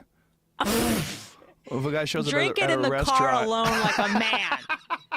Okay, drink it out of a flask like an adult. Well, how would you feel if you went to a date with a guy and you went to a fancy restaurant and he pulled out, he had a bag with him, like a velvet bag, and he pulled out a satchel, his own a wine. rosé? Yes. No, a nice- it have to be a red. a Sutter Home. Yeah, Jacob's If Creek? you're going to bring your own wine and it's like a white wine, you should really go die. I have a good one. I went out with a guy who's an actor, and I like how you said that, 'cause that's how you should always just say like it. mocking. Oh, you want to be an actor? Actor, dude, yeah. What a great idea. There's none of those. And You'll flood the market. he was more of an actress, actually, and he had long hair, and he like sort of conned me into going out to dinner with him. And Is it the guy that was dating my friends, the older ladies? The same guy with the knee-high I don't moccasins? know. Might have been the same I don't dude. know He had who long that hair. guy is, but possibly. Might have been the same This guy. guy actually works quite a bit. And we went out and comfortably a foot and a half shorter than me, or less feels like it. And he was wearing his hair down. When the food came, he put his hair up. Oh, Christ. And then when they took the plate away, he took it back down. He's got to die. I mean, Put him in a sack, I throw him in literally the was like, ocean. I can't, I don't. What do I do? Just, is that why we should own guns as Americans? I was like, I now feel like we all need a handgun. I need a handgun. And he did when he was talking about like a trip to like Italy or something. And when he he'd be like, and then the police said to me, which means take a left there. Right. And then so he would talk in Italian and then translate it for me. Oh, God. It was such a bummer. Ew, so he's trying to let you know that he's bilingual. Yeah. I don't like it when guys hurt themselves. You don't need to gag for me. It's not a turn on. Oops. My mouth is numb. It's fine. I've had a lot of really, because I am just sort of singly, and like I also went on a date with a guy who, at the end of the date, put his hand up and said, high-fived you? "All right, dude." Wow. Yeah. That's a rough one. It was rough. All I right, thought I dude. had been shot. High I felt five. like I had been shot. All right, dude. Wow. It was actually like a, what's this? What's this thing? When it's like When a you spring lean back. all the way back? Yeah. So he's like going for a All very right, dude. hard high five. I know. I was like, He's going to give you a lot of Are you impact. gonna hit me? Like, I wasn't sure what He's going to throw a ball and you're going to go fetch it. And then that's what I get. Totally. I was like, that's when I realized, like, oh, I am now gender neutral. No, that's not true. Guys don't see me as a girl. I don't even. I think what you've nailed it already is that there's a lot of guys that are intimidated by the fact that you're successful and ambitious, and I think that's a legit concern. You know, I was listening to this TED Talk, TED Radio Hour rather. Yeah, I listened to that. Have you listened to one I think of the, that's where I heard about the salad dressing. There was one of the recent ones. I forget what the name of the title was, but a disruptive leadership. Maybe? Yeah, Is that what it is? yeah. So the woman was talking about the word bossy, and about how women are told to not be bossy. Like if a man does it, he's assertive, but if a woman does it, he's bossy. It was the first time that I ever heard that I thought, ooh, maybe there's something to that. But no one's ever gonna say Joe Rogan's bossy. Well, no one wants to be called bossy. No, you're gonna say like he's like assertive. But and if strong they did say I was bossy, I'd be like, okay, well maybe I'm doing something wrong. Yeah. Like if like a lot of times people get carried away or get caught up in the momentum of their own behavior and don't even realize how they're acting. Yeah. Someone has to tell you, hey, you're being bossy, and you go, oh, but they don't say that about guys. Yeah. Like they could say the guy's he's a dick or he's overbearing or whatever, but a woman becomes bossy. But then she was going on about we should encourage men to not work and take the role of child rearing and let the women work. And I was like, okay, this bitch is crazy. It's too general. It's She's out like of this her- whole yeah. men and women. It's like you Well, can't. it was talk personal, I think. I think it was her own trip that she was like trying to like make it more normal for men to do that, to be the one who takes care of the children, and we should encourage this. And I don't think you should encourage it one way or the other. You know, I think there's going to be a bunch of people that like that. I know a guy who's a mom. His wife works all the time. She's like a high-powered executive, but she's fucking miserable. She works all the time, and the husband's always like, let's go on vacation. And like she makes a ton of money, and he doesn't make jack shit. Yeah. He's a very bright guy, too. He's a professor.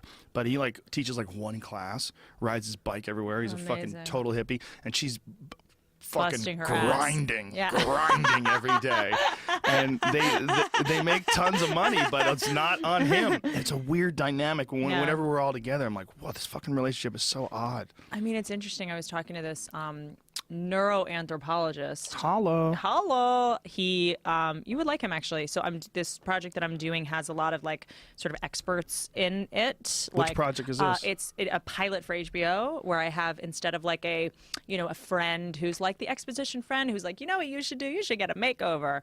I instead have, people, TED Talk people and, Malcolm Gladwell and Michael Moore and anthropologists and neurologists come in and sort of explain what's happening, because I think a lot of us sort of are pretending or are misinformed, thinking that we have choices in all of the decisions we make, when so much of it is our primal reptilian brain just running the show and human nature taking over. And we like feminism, like of course I'm pro-feminism, but human nature and evolution of neurology doesn't catch up as fast as social progress does, so a lot of this is against some level of human nature.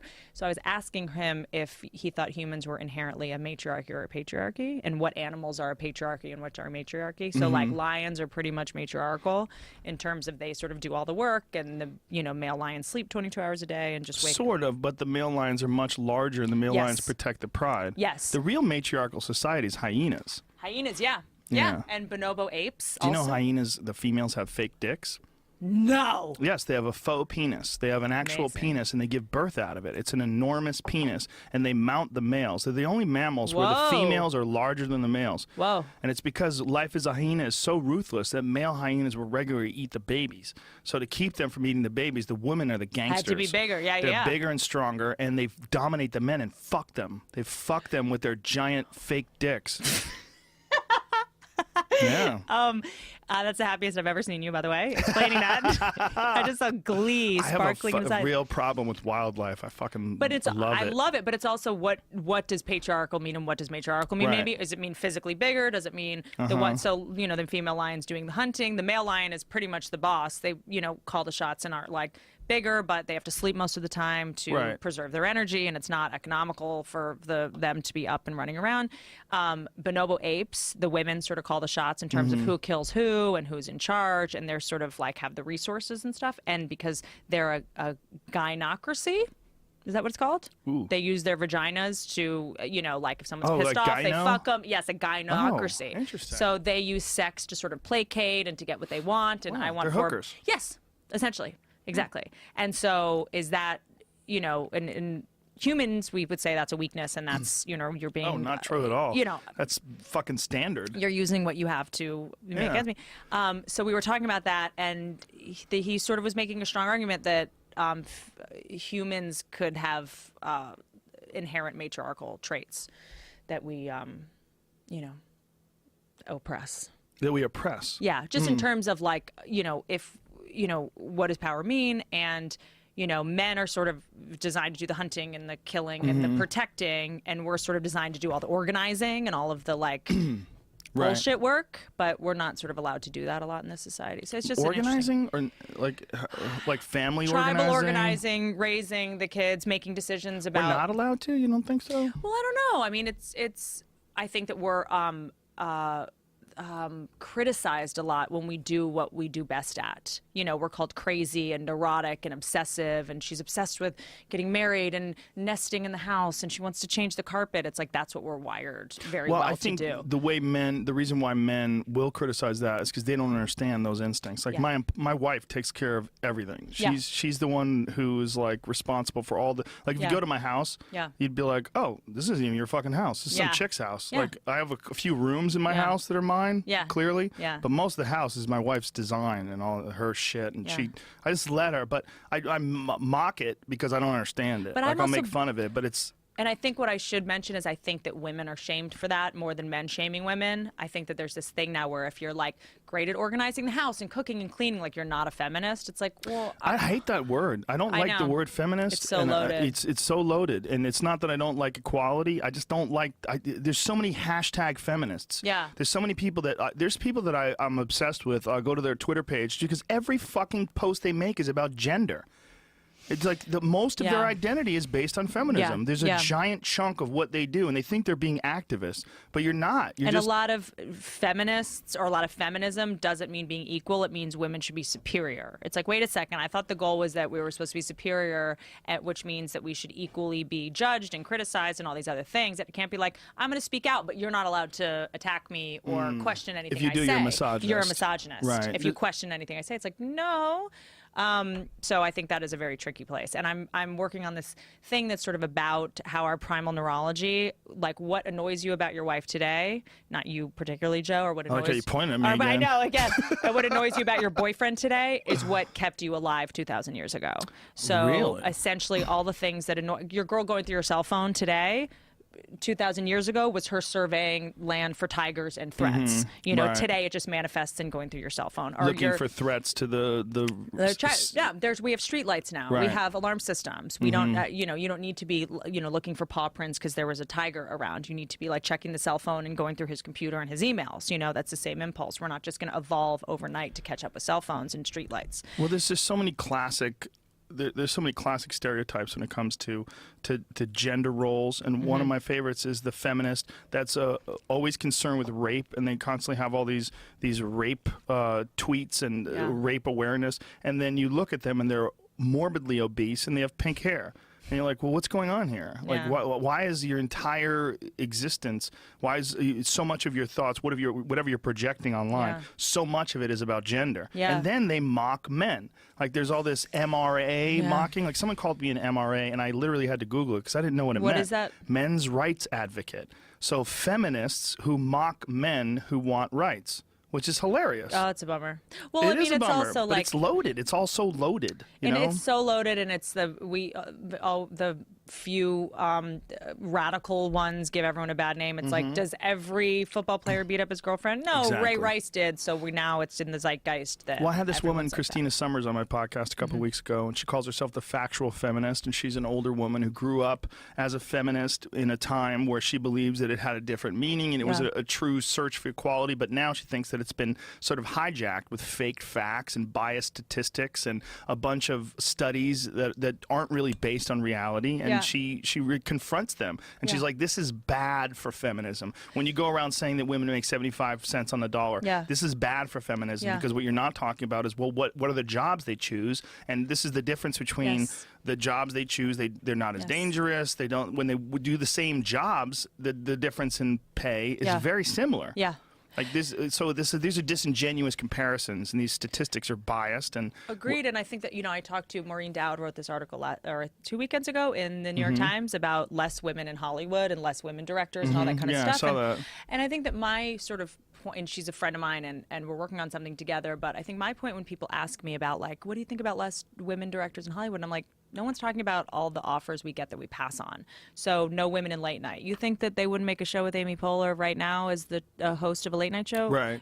They don't cover the women that pass. Amy Schumer was offered The Daily Show and she passed. Right. No one talks about that. Right. So it's like, I've been offered to direct movies, and I'm directing a movie next year, but I've said no because it's just not something that I really want to do. Why are there less female comedians? It's like, I mean, now I feel like there's not as much, but it's like, because the lifestyle is fucking stressful. It's the same reason we might not have our own football league, because we don't want to play a sport where we have to put a helmet on. It's just like, so. I think it's a harder gig for a woman. Stand up? Yeah, I think. Name one female comedian who's married with kids. I can't. There was Bonnie McFarlane. Oh, yeah, there you go. That's right, but she's married to funny. a comedian, That's and she true. gets to open for him on the road. Right, and they pass the baby back and forth like a football. It's like, totally. Well, and comedians suck at football, so that kid probably hits the ground quite a bit. Well, she's a child now. She's not a they baby get to do anymore. it together. Yes, and they have a great relationship. Yes. They're funny together. Yes. And she's very talented as well. But it's it's a good point. It's a very good point. And I have, I even struggle to find female comedians who have, like, good relationships or any kind of stable relationship. So it's not. I think it's the same thing that you were talking about. It's hard to find a guy who can deal with a woman that's got a strong personality. You want a lot of guys, they just want a woman to be cute. What? No way. What? No fucking way. I don't let them come see me You don't perform. let them? Nope. Nope. Fuck no. Nope. It's like my dirty little secret. It's like I'm cheating. I literally will be like cheating on the guy I'm with stand-up. I'm like, I'm gonna run to Starbucks, and then I'll like go do a set at the Comedy Store and come home. Wow. Yeah. I will how not bizarre. I will not let the guy I'm dating see it. Yeah. We should probably talk about all this off stage. I think there's workarounds. I don't know. You need to establish parameters. Maybe it's just the wrong guys. Yeah, it's 100%. But I think that. Yeah, you're dating bimbos. It's true. You know what? So who else said that to me? It might have been Callan, actually. Yeah. I do date I am kind of. Himbo. Yes. You're dating himbos. I'm like a chauvinist. I was dating like professional athletes and like male models. Well, that's why, I said, I used the word frantic, but energetic. There's you've got too much, like, and a lot of men, they just they're not going to match that. And sometimes when you see, like, when people, like, if they hate on someone, like, there's a lot of people that hate on, like, Kevin Hart or someone like that. Why? Is he getting a backlash? Oh, fuck yeah. Oh, Jesus. Oh, my God. That guy's got plenty of hate. Well, he's so ambitious. He's ambitious. He's so ambitious that he makes you feel lazy. Yeah. Like, I'm ambitious, and I see Kevin Hart, I'm like, I might be lazy. Yeah. I might be lazy in comparison to him. Yeah. I mean, it's really what successful people do, right, is they just sort of illuminate our insecurities about ourselves. And they hold a mirror up to what we don't have. Yeah. And a lot of people, they don't do well with that, and instead they start attacking that mirror. Yes. Yes, and I heard a quote a long time ago that stuck with me, which is that comparison is the worst form of violence against yourself. And it's one that I know you're probably not a big quote, like, inspirational quote person, but that's one that I stick to whenever I get stuck in the she's got this and I don't, and she did this and I didn't, and I'm falling behind and all that sort of. That's a good way to look at it, because instead you should look at it like fuel. That Yeah. uncomfortable feeling that you Yeah. get when you see someone kicking ass. Yeah. You're supposed to go Use kick it. some ass. Use yeah. it. Go home and write. Use you know? it. Exactly. Go work out. Go to the gym. because Do something. they have the same 24 hours, Yeah. we do, presumably. And that's how you get better. Yeah. Like, you don't get better because you're the shit. Yeah. Like, and you're better than everybody. Like, why would I even try? Like, those days are gone. Yes. Like, that doesn't exist anymore. There's not this one genius that comes down from the mountain with all the great ideas. No, you have to be surrounded by other people that also have amazing ideas. Yes, and to you elevate inspire you. each other. I mean, it's tricky because I feel like when I hear the word ambitious, maybe it's to your point about the word bossy and the disruptive leadership thing. I feel like when we say a woman is ambitious, there's this weird stink on that word. Like, it gives me like a little bit of, it makes me recoil a tiny bit because it makes, I don't know why. That's it's so like funny. it's kind of a dirty word when people say I'm ambitious. I get uncomfortable. But I think for me, I noticed recently, I'm just turned 33. I don't need to be famous. Like, that's not something that like I need or I realize that I want. I think that in the beginning I was like, oh, I was not seen and heard as a child. All I want to do is be seen and heard. And then in the last like 3 years, I've like done some like work on myself and woken up. I'm not like just flying through space unconsciously the way I used to. Now that's made things very clear for me in terms of when I wake up in the morning, what my goals are. And how I just want to be good. I don't want to be famous. And that makes my life a lot more sort of chill. And I also think that if I had a relationship and kids, I wouldn't work this hard. It's just I don't have kids. Right. You know? When you say you want to be good, what do you define that by? Do you do good with your stand-up? Yeah. Yeah, it's pretty much every good stand-up that I Yes. know, and I think you're very funny, by the way. Every person like you, anyone that's good, that's pretty much the most important thing. Like, I do a lot of different shit, Yes. but if anybody ever said, all right, Joe, you have to pick only one thing. Yeah. Like, it wouldn't even be, there's not even a thing, there's no thought. Like, I could always enjoy conversations with people without putting them in a podcast. Yeah. I could always enjoy watching the UFC without being a commentator. Yeah. And- Yeah. But What would you do for free? for an occupation, What would you I do? still do it for free. I do Yeah. stand up for free Every all the day, time. because I don't think I've ever gotten paid to do stand-up actually up to this day. Honestly, I've never picked up one of my $15 checks from the Comedy Store. I don't pick them up. Tommy picked them up. Yeah, Tommy probably ate them. That fucking creep. But I think that, for the first time, and I'm curious when you're good. Because no comedian comes off stage and is like, crushed it. We're always just like, I should The have done ones that. I that should do have suck. Yeah. And so I know that my last two specials, I can't even, I cringe even thinking about them. It's like looking at a photo of yourself in the 80s with what you were wearing. You're just like, oh God. Like, this last one is the first time I wasn't like, this is great. It's the first time I was like, okay. Yeah. Like, that was, Well, it's so hard because you're Passable. so close to it. You're there with it all the Yeah. time. So none of those jokes are surprising to you. Nope. None of those jokes sneak up on you. Nope. And that's what comedy's all about. Yep. Comedy's all about, like, you have an idea, you start with a premise, and then you say something in that premise. Like, when you say if you start talking about a clock, Yeah. and you start doing a bit about a clock. Yeah. You're doing a bit about the clock. I'm like, okay, we're talking about clocks. And then Yep. you surprise me with some shit. I'm like, ah! Yeah. That's half of what comedy is, It and is. that's not available to you. yep, no, because it's a you're saying it. magic trick, and we Right. know the trick. You know the trick. So Yeah. it's so hard to like. And also, you're so close to it because you're chipping away at it. And Yeah. the only way to be good is to be, like, constantly introspective and constantly objective and constantly analytical. Yes. And it's fucking brutal. It beats you down. I just know that I know that this last one I taped on tape night, I still kind of giggled at some of the I still cared. I still gave a shit about what I was talking about. I wasn't phoning it in. I wasn't Right. rote just saying something I had said 600 times. It was like Right. I still felt this sense of like I'm saying something I care about, which to me is all I can ask for. That's the key, right? Yeah. To be in the moment while you're talking about the subject. Because you write it, you film it a year later. If a year later it's still relevant to you or matters, it's like, okay, then I've succeeded. This is my thought about stand-up, and tell me if you agree. I think that when you're on, like, everything's going great, the audience is laughing really loud, Mm-hmm. it's like everyone's tuned in. I feel like it's a form of hypnosis. Yes. You feel the same way? It's interesting, and I'm actually not bringing this up because of your occupation, but I think it is stand-up is very much a sport for me.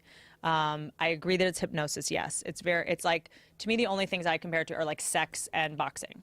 Because you can't be a second ahead, you can't be a second behind. The audience is 50% of it. I can't just do 90%. It's like what I do next depends on what you just did, and it does become a very like hypnotic, Yeah. symphonic Well, that's why hecklers don't realize what a fucking disaster they are, like how they're fucking things up, because you're fucking up the rhythm of the interaction. Like all of a sudden you have reared your ugly head, and now everything has to focus on you, and the whole trance has been transformed. Yes, totally. And you've truncated this like vibe. I am not encouraging this, because if I talk about this, maybe I'll increase the amount of hecklers I get. I sometimes like hecklers because they keep me awake.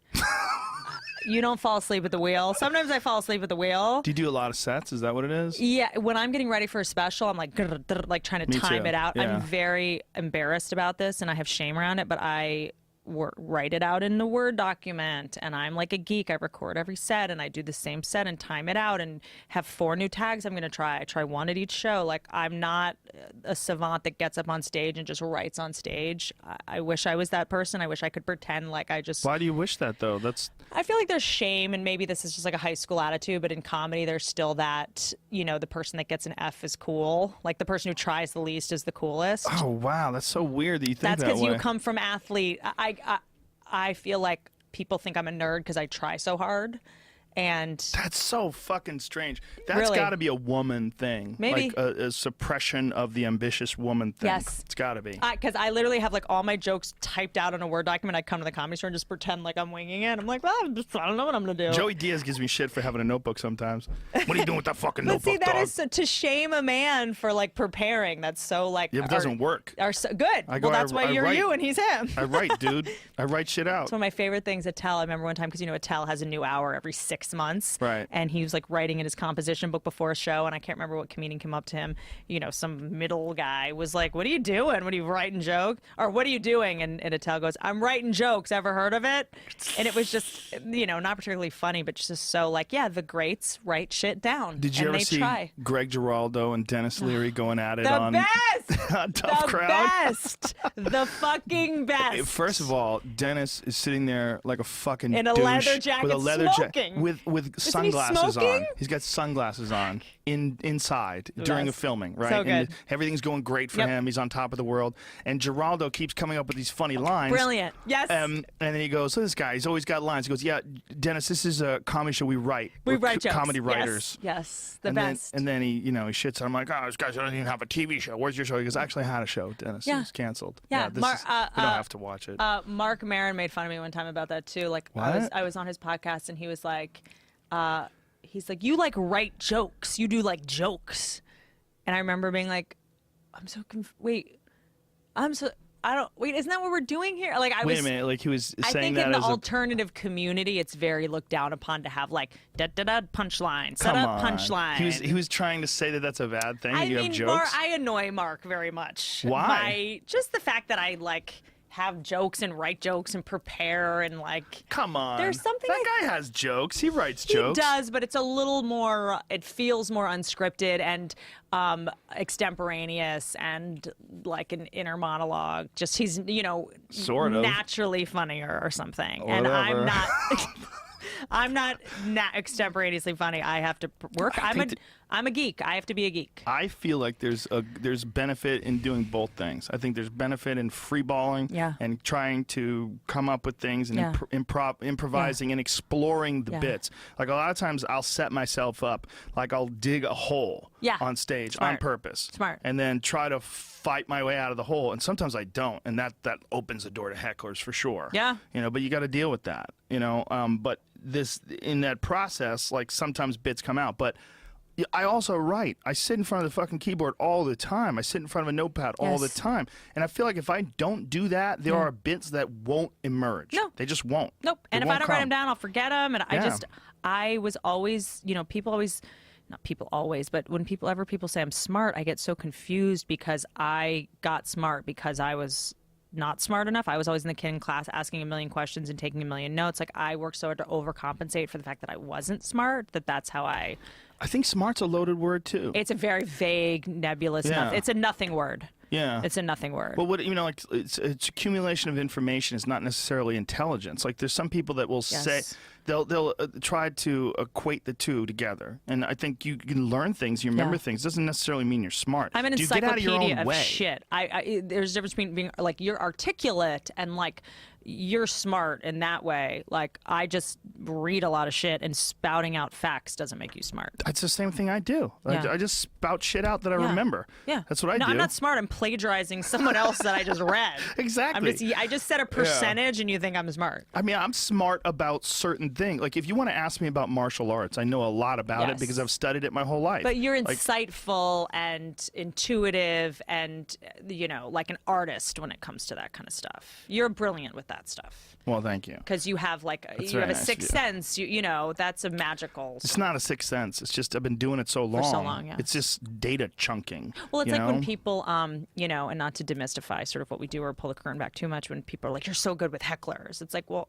There's no heckler I haven't encountered. Yeah. Any exchange I have with a heckler, I've done 500 times. So a heckler's like, "Hey, bitch," and they think it's the first time I've ever heard it. And I'm like, "Okay, do you really want to do it?" Comedian club comics. There's nothing we haven't encountered. Well, especially if you work the store, because there's no crowd control. None. Like, I've had, there's like so many videos online of me dealing with hecklers, and people are like, well, how do you get so good at that? Yeah. Fucking work the comedy store. And you can't even see them. Yeah. Because what people don't understand at the comedy store is the way Mitzi lit it is you're blinded by the light, and they're completely anonymous. You can't even go, "Hey, fucking V-neck," because you don't know what anyone's wearing because you see a black mass. Well, there's also this thing that's going on in Hollywood that's very different than anywhere else, where there's a bunch of people that they're not fulfilled. Like, if you come to Pasadena and you do a set in Pasadena, like a lot of those people are not actors. They're not in showbiz. You work in Denver. Those are not showbiz people. True. I mean, you'll occasionally get the non-showbiz heckler, but good point. But those fucking showbiz failures are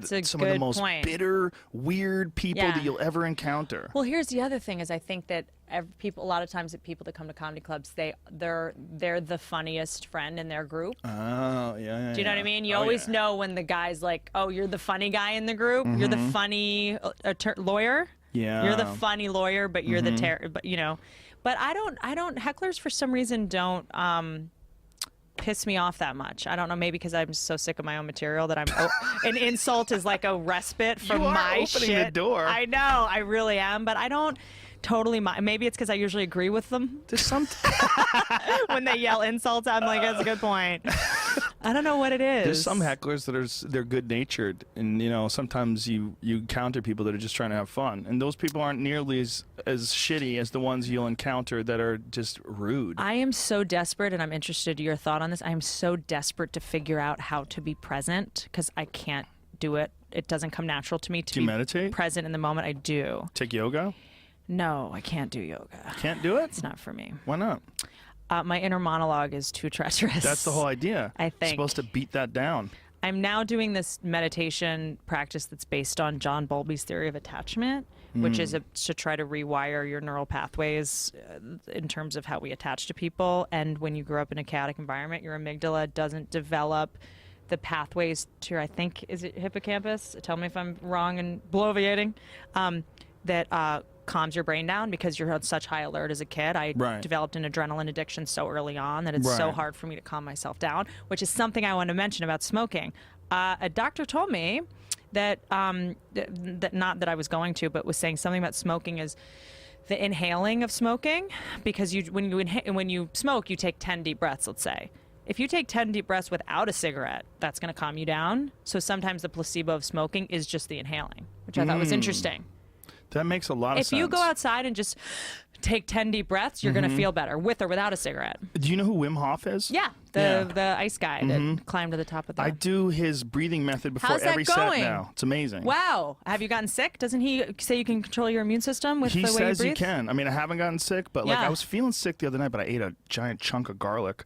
My kids are sick. Like, when you have kids, they get sick all the time, and then everybody in the house gets sick. Like, my wife has a little bit of a cold. My middle daughter has like a pretty good cold. She's been home from school for a couple of days. Oh no! But I just ate. I was feeling a little scratchy last night, so I ate just chunks of garlic, drank all this kombucha, and went to sleep. Yeah, and I'm fine. But my immune system is on point. I bet that. I mean, I'd be interested in if it changed. It's comedy clubs. I am telling you, it has something to do with that. I never get sick. But it's also healthy food. I eat really healthy. I'm like bone marrow. Bone marrow is my new thing. Bone marrow. Game changer. Do you eat elk?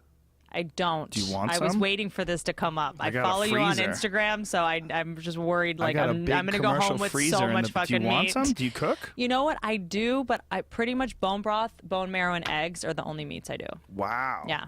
Bone marrow, bone broth, and So eggs. I'm about You're to- a fucking wolf. I'm about.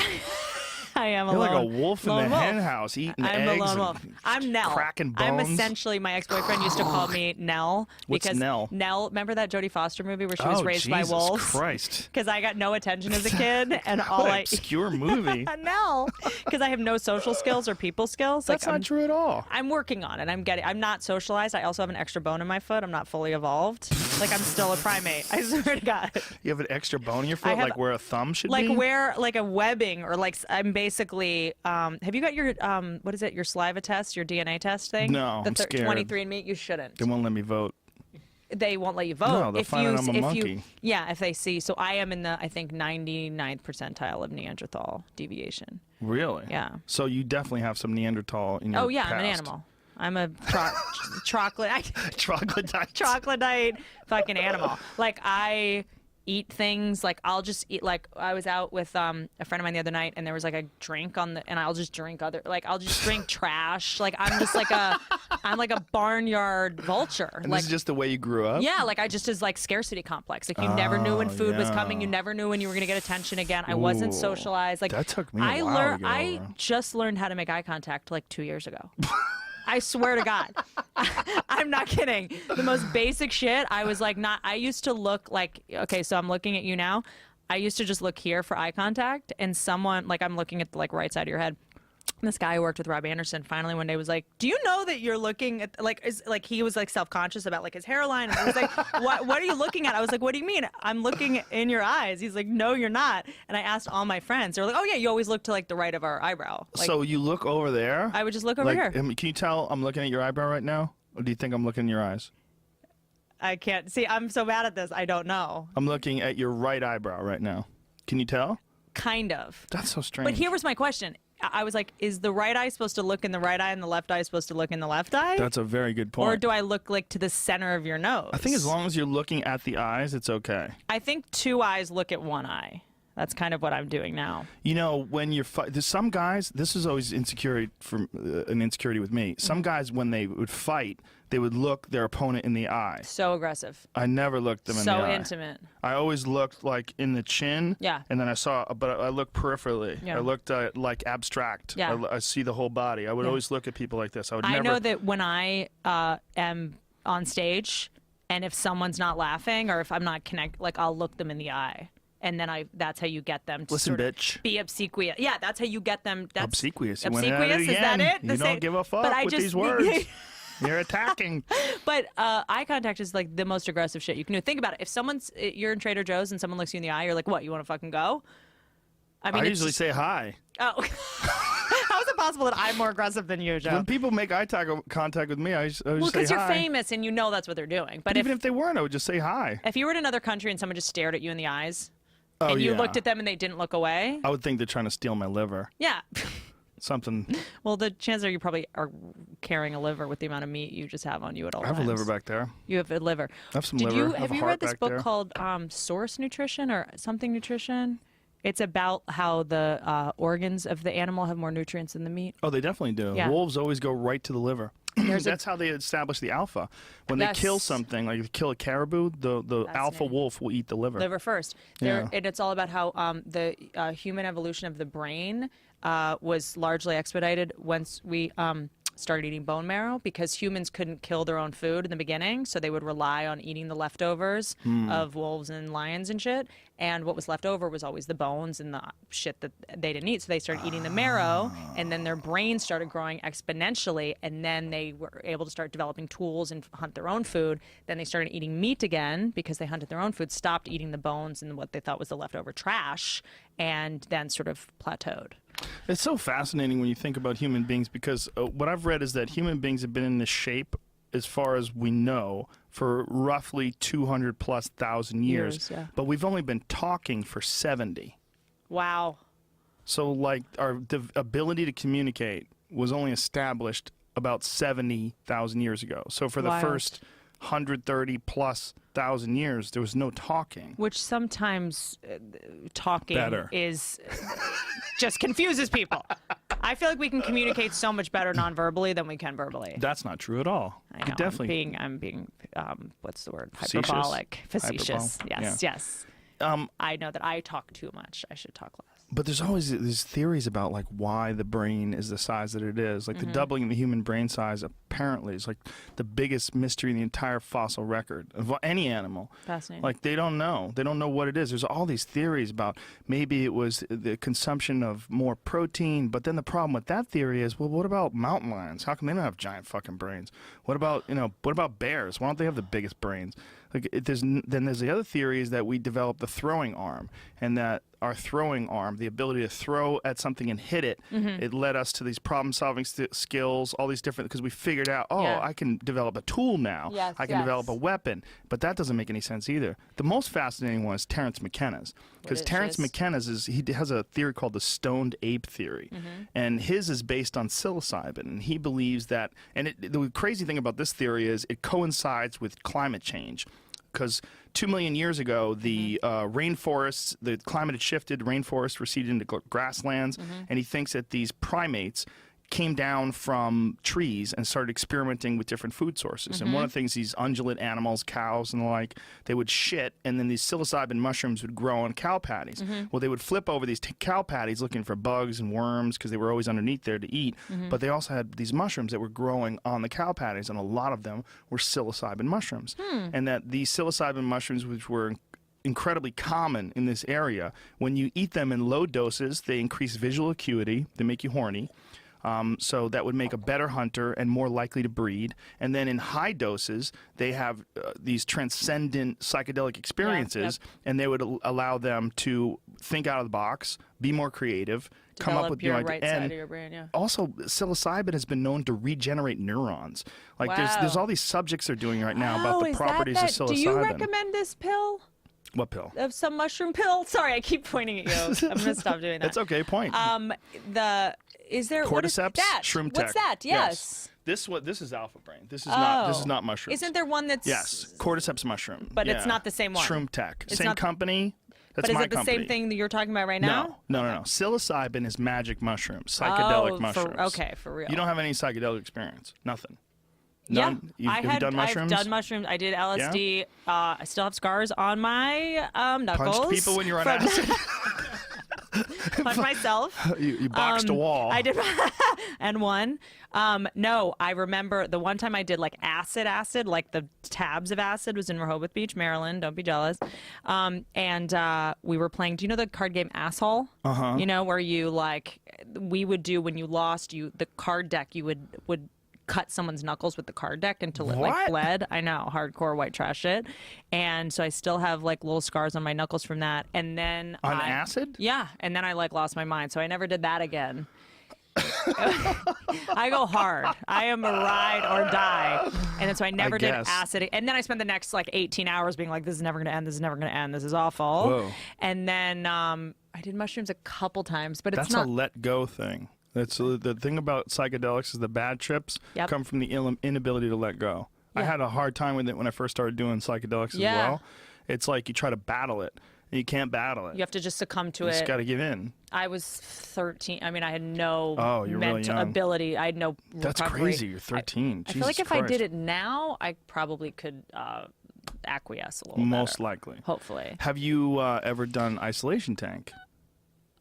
No, I did. You know Amangiri in Utah, the Aman? It's like I did like a deprivation tank. That's different. Sensory deprivation tank? Yeah. Same thing, different.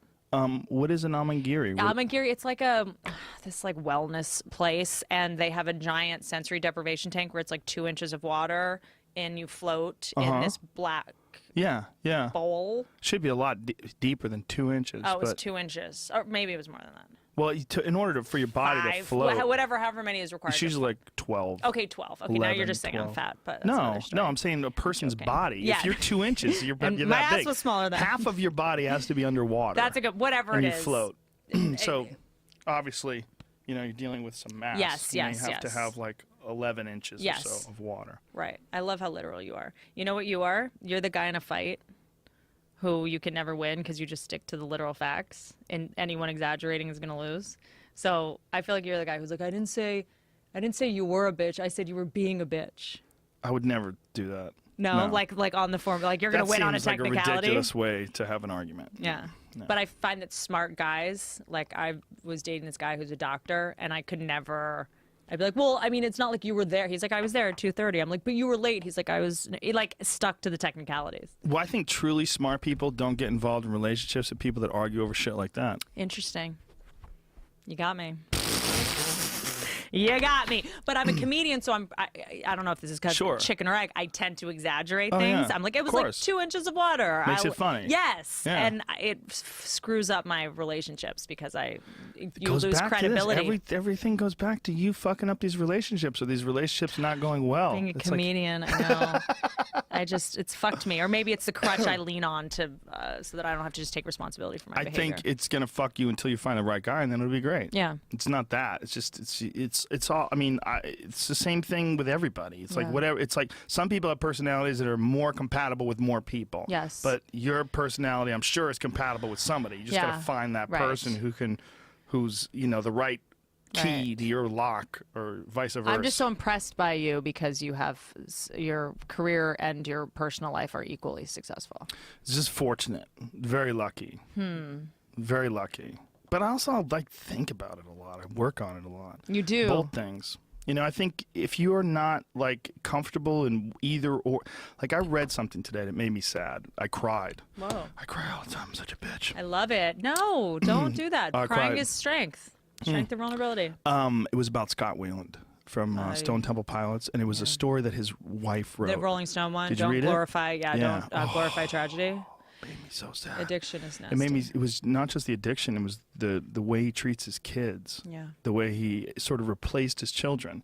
He had a son and a daughter with the first wife, and then once he got the new wife and he had a new family, he replaced his family, and he just stopped paying attention to his son, stopped paying attention to his daughter. They never went to his new house, and all that was just such a bummer to me. It was addiction, such a though, bummer. is it is nasty. By the way, the kids that didn't live with him were probably better off. I know that's a fucked up thing to say. You might be right. You might be right. Maybe. I mean, that being raised in addiction heroin. is God damn it. Yeah, it'll get you. Heroin is addiction. So You fucking can scary. you can never.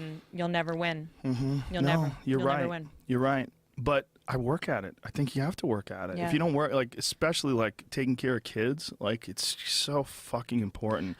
Because you were neglected and because I was neglected, I think we have that thing in our head, and I'm fucking bound and determined to let my kids know that I love them, I care about them, and I spend a lot of time with them. Yeah. And I don't talk about it too much. And it's also not just time. It's I'm not on my phone. Because I wasn't alone in a basement. You were ignored. I had people next to me who were not.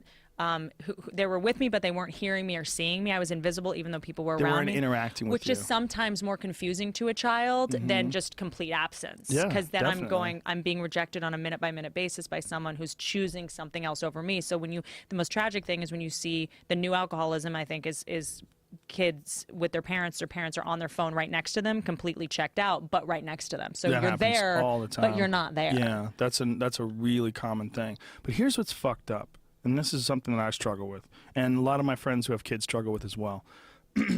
A lot of people become interesting because of adversity they face when they're children. And then you have children, and the last thing you want is your children to experience adversity. Yeah. But the people that you like all my friends came from fucked up households, every single one of them. Well, the good news is with bullying and all, your kids will find it. I'm sure there'll be plenty of adversity. I hate to break it to you, but there'll be a lot of adversity. I would imagine that you can't.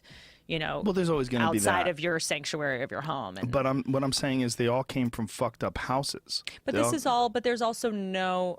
You tell me. I feel like the last generation was just kind of a wash. I don't know that many people who had great childhoods just because that generation of men, alcoholism was so rampant in the 50s. I mean, people don't think about the fact that in the 20s, this country had to outlaw drinking. That's how bad it was for 10 years. That's not why it happened, though. In the 20s. That's not why it happened. Why did it happen? It happened because they outlawed marijuana.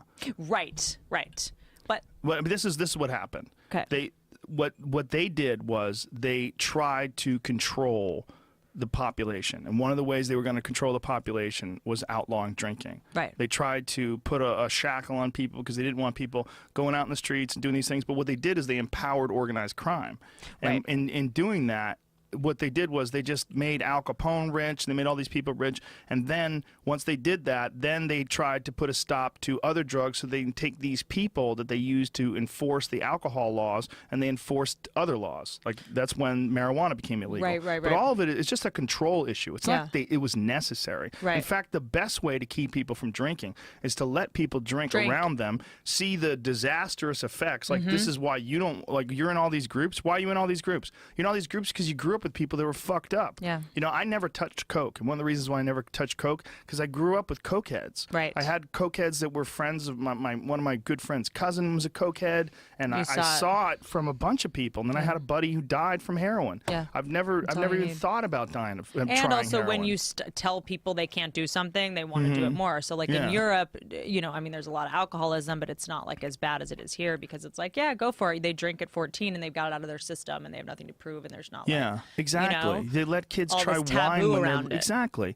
I think it was more of a control issue than it was anything, and it all coincided with World War I. And I think, you know, there was a bunch of people that wanted everyone to get back to work and make America strong. And we got to stop people from drinking. But you just create slaves. You can't tell people what they can and can't do with their body. You just can't. And that you can't. And then especially because drinking is fun.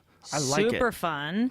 And and then in the 50s, the fucking Mad Men generation, the 3-martini lunch, like people were just drinking during the day at the office. It was socially acceptable. So that was our parents and our parents' parents. We're the first generation, I mean, trying to be good parents that even have the information to be able to be good parents. So we have the information on the psychology and the sociology and alcoholism. Like you're the first parent that's going like, you know what? I'm going to see my kid and let my kid cry and if I have a boy, I'm going to let him say like, I don't feel good and not be like, man up and catch this ball. You know, it's the first generation that I feel like we're really know enough to be able to be good parents. Well, you got to know when to tell them to man up too, though. Yes, you got to tell them when to walk it off. Yes. You know, like my 5-year-old, she'll cry over everything because she knows that crying gets her attention. Yeah. And then I'll go, look, sweetie, if you want a hug, I'm happy to give you a hug, but I know that didn't hurt. I saw what happened. Yes. There's really nothing. I'm not going to enable victimizing yourself. Yeah. And it really hurts.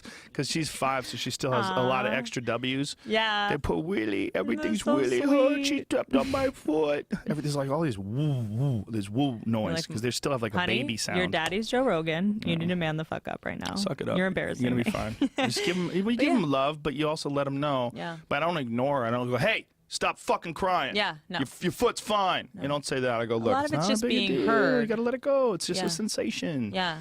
You know? I read this thing. There's this book called The Fantasy Bond about what happens when kids are ignored, neglected, and all that kind of stuff. Kids would rather be physically abused than ignored.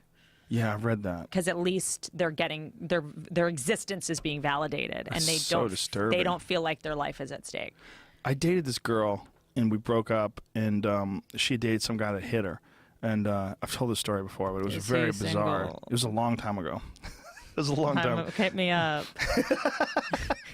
I was like 17 at the time. But she was telling me that this guy hit her, and I was like, fuck. And she's like, you know what's fucked up is I like it. And I was like, whoa. Okay, well, context, easy. You don't want him to like hit you because you didn't put the thing in the dishwasher. You want the light slap in bed. I don't think it was a light slap. I think there was like some beating up. It was weird. But also, was he trained in jiu-jitsu like you? I don't No. think she'd want you to hit her. No. Some random guy who's not He a sucks trained at fighter. hitting people. Yeah. He's got shitty technique. He's saying, I'm fine with Tony Hinchcliffe hitting me. I don't want Joe Rogan hitting me. Don't say that. Poor Tony's like, what? I'll show her. I don't want little vegan Tony Hinchcliffe. He's got off the vegan. He's Really? eating meat now. Yeah. Okay, we're back. Yeah, I influenced him. Okay, there you go. Took Good. him to the gym a few times. Okay. So look, you're not going to get this way eating beans. Okay, maybe Fuck not him. face. But yeah, I think it's like depends on who's doing the hitting. I wasn't even there when he ate meat. He did it last week for the first time. He went to Fogo de Chao. You know what that place is? The Brazilian steakhouse. Oh yeah, I know what you're talking about. Yeah. They I just love give how- a smorgasbord of fucking meat. Do you know my Ari Shaffir story? About Ari when he Shaffir hazed story? me? When He he hazed hazed you? me at the Comedy Store? Hazed you? In the beginning, when I started the Comedy Store, we told this story on his podcast, but he mentioned it which is that like in the beginning when I got hazed so hard, You got hazed? you were not there to protect me because Sorry. you had made your mass exodus from the Comedy Store. It was like him and like David Taylor and all these guys used to just fucking Bunch of guys who hate women. kill me. I mean, they would just make my life miserable because I was like showed up in my backpack and like, you know, hoodie, and I was like she was like, I'm gonna make it as a comedian, and they were like, we're gonna crush your soul. Whoa. And one night Ari stole my backpack and hid it because I would always come with a backpack, but he didn't know that my credit card had just gotten stolen, and I just got a call from the bank saying, hey, some guy stole your credit card. So he was like, it's probably someone around you who stole your credit card, copied it, etc. And then Ari stole my book bag, put it like up in the back bar, like hid it, and then I couldn't find it, started hysterically crying, and made Tommy turn on the house lights in the OR, which have you ever even seen lights on in the OR? Yes, it's Like, weird. It's very weird. See ghosts in there and It's shit. like looking at a one-night stand in the face. Yeah, totally. And yeah, and he didn't admit that it was him for like years until I think like 7 years later. Whoa. Because he was so like embarrassed or upset or whatever. Or that's probably not the word. I don't think he is. What did he- I don't think he's capable of that. Being embarrassed? Those kind of emotions. But he then admitted to me finally that was me that stole your backpack. Wow, that's Yeah. dark. Yeah, that wasn't as good as a story. Telling Do you it think? alone. Do you think there is a concerted effort to fuck with women when they start doing stand-up comedy? Fuck with them emotionally, obviously. Yeah. Mentally. Yeah. Yeah? And I'm You've grateful for experienced it. that? I'm glad they did. Really? Yeah. I'm Wow. grateful. It made me tougher. You say that. Not a lot of women would say that, right? Look, I know maybe I'm not being feminist, but Yeah, that word again. That I know. fucking That's word. why that's why I said it with a tinge on it, because loaded. because I grew up playing sports. Mm-hmm. I welcome adversity because I know it makes me stronger. So I don't So rare, though. complain about it. I know, like pain, muscle soreness, all that stuff. Like if I'm not sore after a workout the next day, I'm bummed because I know that I didn't work that hard. So adversity at the comedy store and stuff, I like knew instinctively you guys are helping me. You don't know you're helping me. Because you're trying to hurt me, but you're actually making me stronger. And I'm grateful. That's a very unusual attitude, though, right? Even for a man or a woman. Yeah. For anybody. And when I grew up in an environment that was very like, you know, idle hands is a devil's work. And if it doesn't hurt, you're not doing it right. Jesus. Yeah. Christ. Yeah. So I'm grateful that I have that mentality because it helps in doing stand-up. So you stop for 3 months. You've stopped for 3 months 3 now. months. Yeah. Do you time it? Do you decide 3 months? No, Do you... I sort of like, I think stand-up for me is very much like a haunting, you know? You get an itch. You sort of like have stuff you have to talk about, and instead of like boring your friends at dinner with it, or you have a podcast, you have other outlets, I wait till I'm like, this is a gross word, but like constipated with like an obsession of injustice. Like right now, there's nothing that's like keeping me up at night that I have to get on stage and yell about. And if I'm not obsessed with it, why would I waste an audience member's time? So when did you do your special? First week of September. Okay. So when do you think you'll start getting that itch? Maybe like a month. I need to go on a couple bad dates and like get pissed on or something. You know, because I did 50 cities in a year or something, and like said so much, and now I need to like get that. 50 cities. Yeah, I think I did 50. God this year. damn. No, and is this like every week, or is it like do several different cities a week? Yeah, I was doing like Friday, Saturday, like one city Friday, one city Saturday, sometimes one Sunday Where'd you film? for like Santa Monica. No My shit. new this is such a dorky comedian thing. My new obsession is to do, and I did my last one in Irvine. My new obsession is to go all around the country to tour, and then when you shoot your special, sleep in your own bed. Wow. Get your crew, get your everybody, Huh. and shoot it here. So I shot my last one in Irvine, and then this one in Santa Monica. Where in Santa Monica? The Broad Theater, What's that? Santa Monica College. It's a beautiful theater. I wanted to feel like a club, 500 seats, gorgeous, looks like a spaceship. You know, because when you shoot in, you know, I loved your the one you did in Denver, but when you and I would love to. I've been obsessed with shooting a special at Comedy Works in Denver. Yeah.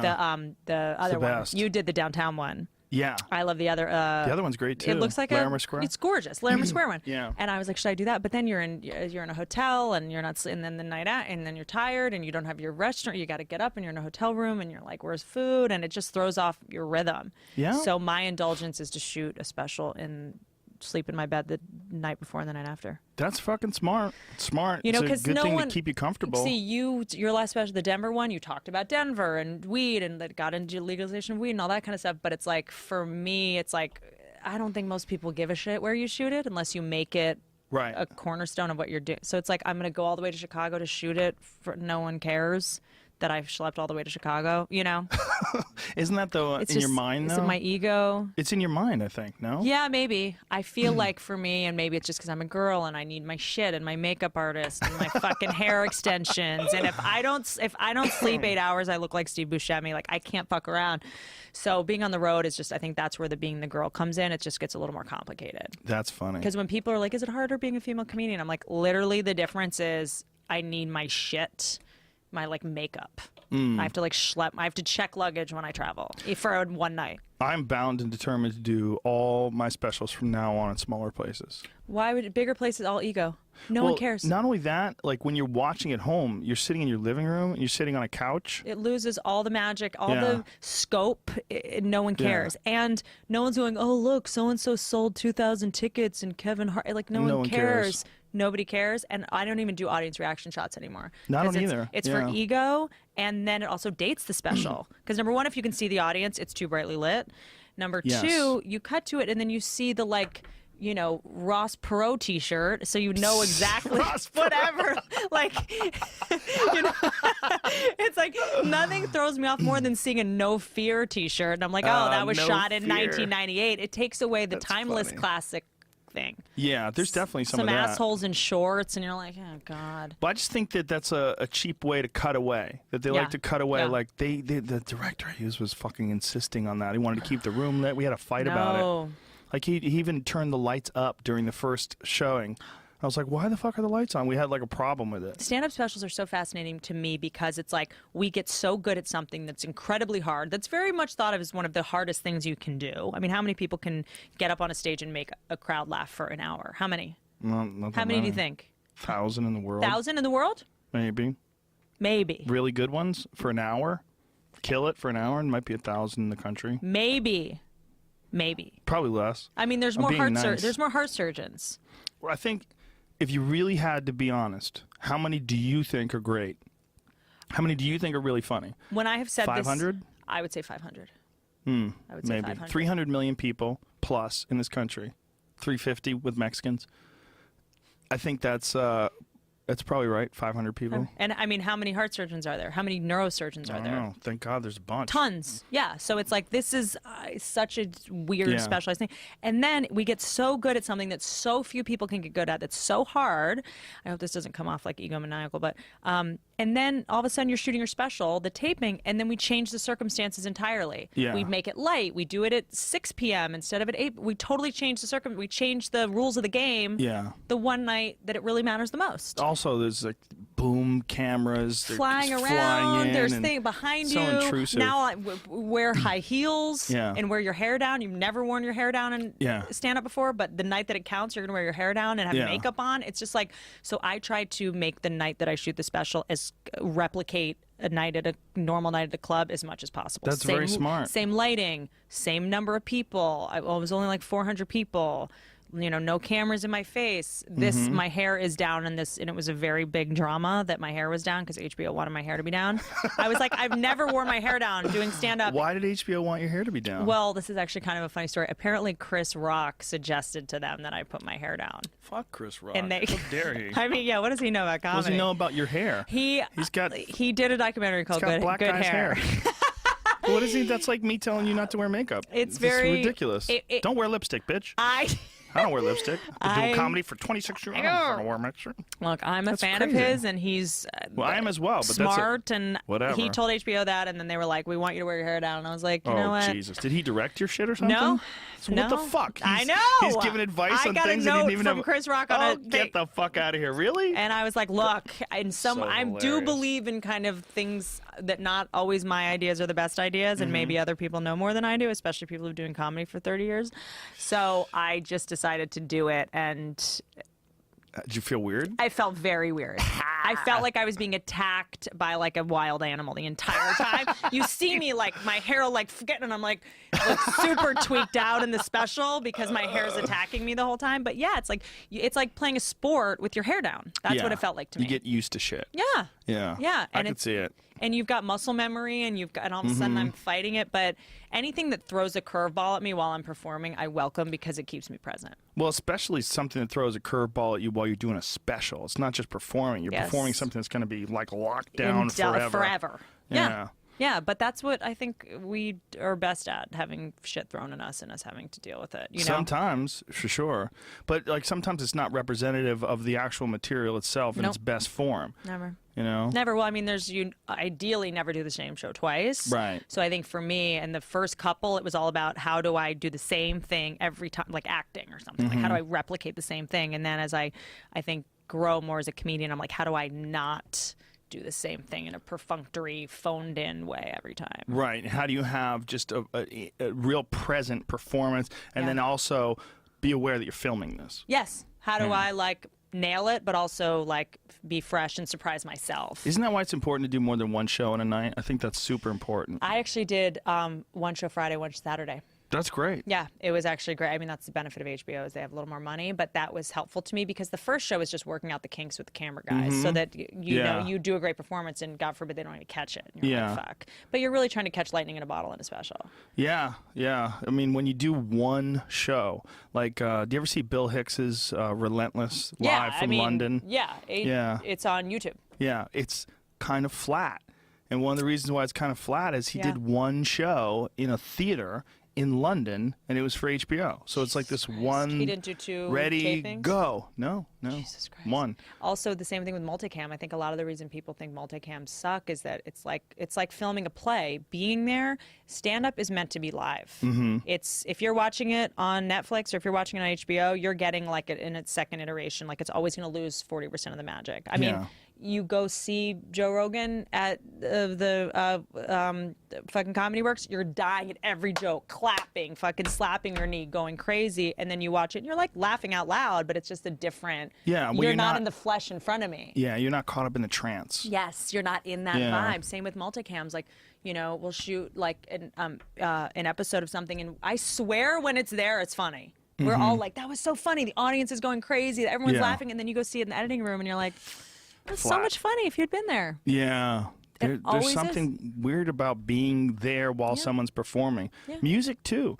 You know, you go to like really good music, you like really good music, and you listen to it, it's great. But if you go see someone do it live, it's like, oh, magic. man. It's the magic. Oh, I rarely get to see people perform like music-wise. I mean, I see a lot of stand-up, but it's so rare that I get to see music. I went and saw Justin Timberlake when I was in Vegas. I know we're in Vegas a lot of times at the same time. I was in Vegas, and after the show, I went and saw Justin Timberlake, and I was like, after the show, so you after did my your show? Yeah, and then I went. He does a 3-hour show, by the way. Jesus Christ. He did 3 hours, was dancing the entire time like Michael Jackson. I had to sit down 45 minutes in of watching his show because my back hurt. And he was dancing for 3 hours. That motherfucker does not play. I want to know what he's up to, what he's putting in his joints. Sucks a lot of cock. He's semen. It really is very protein. tissue regenerating. No, it's in that probably case, Adderall. I'd be 12 feet tall.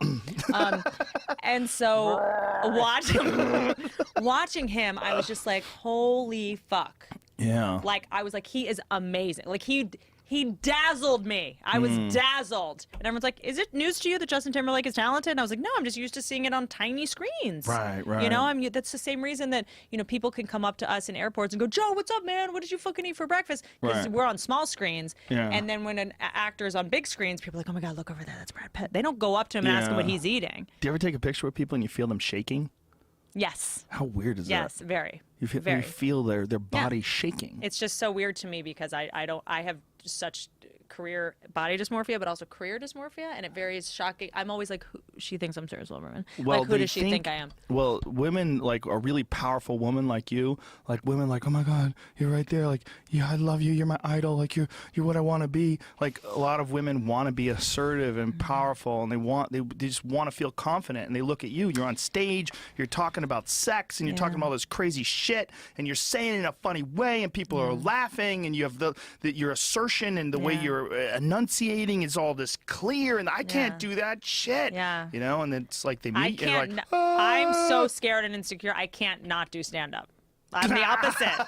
I'm so terrified of being invisible and no one seeing. I literally do stand up out of weakness, not out of strength. That's I do not hilarious. operate. My motives are completely out of like insecurity and fear. That's funny though that you talk about it and you admit that though. That's what makes it really rare. Because most people who would feel those things would just like, shut up, Yeah. put them in the closet, get in there, Good point. I need to bang, bang, bang, bang, bang, like fucking hammer boards on the closet. I need to work on lying more. To try to impress you today, I put eyeliner or eyebrow pencil on. And I feel like it's melting off. To impress me, not to I'm a impress, big just in fan of general. eyebrows. Really? No. You're big. I don't even know you have like them I've been until you looking at your pointed it tits out. the entire time. Until I had to look at the one eyebrow to not look in your eyes to see what that would be like. I just That's right. noticed that you had eyebrows. No eye contact. No, but I mean, stand up for me is completely fear driven. It's What are not you confidence. Well, what are no, you here's doing? what I'm doing. I'm afraid. I'm afraid that I feel like you've never done what you just did before. This? Yeah. I might have. I don't know. So Can't remember does doing your it. wife fill in her eyebrows? I don't know. I don't know Never your asked wife her. at all. That's so funny that you don't know that about your wife. I don't ask questions. Yeah, smart. I don't want to know. I sometimes at night smoke weed and start plucking my eyebrows, and then I wake up the next morning and they're just half the size, and I'm just like, fuck, did I get a new face last night? So I put the tweezers. I can't smoke weed and have tweezers in the house. And then so like 3 nights ago, I tweezed like an entire chunk out of my eyebrow, so I have to fill it in with an eyebrow pencil. Hashtag feminism. You should smoke weed and do yoga. Maybe you would like it then. Here's the problem with me and exercise. I really like to feel, I need to feel some kind of pain and feel like I'm burning so many I calories. don't think of yoga as exercise. There you go. I think of it as body maintenance. smart And I because think of of it the as stretching. a moving meditation. For me, it's like really helpful for me mentally, but it's also really helpful for my body because everything I do is like, Yes. it's all explosion. It's and self-care. fucking- Yeah. Well, it's the stretching fantastic especially. for that. Yeah. Because giant. hypermobile people, which I have, which is that we use our bones instead of our muscles, which is a lot of people. That doesn't make any sense to me. I don't understand what that means. It basically means like, so I can like knock my hip out of, like I'm just like too flexible basically. Okay. My hips are just like, I'm just janky. I'm a lemon. You're very flexible. Yeah, I'm very flexible. My hips can pop out of socket. They pop out of socket? And when I like Literally? when I pop out of socket, and then when I like would run and walk, I would walk with my bones, my hips and my knees instead of my quad muscles. Does that make sense? You would be a good striker because it's one of the things that when you're teaching martial arts, Yeah. one of the things that I would teach people back when I used to teach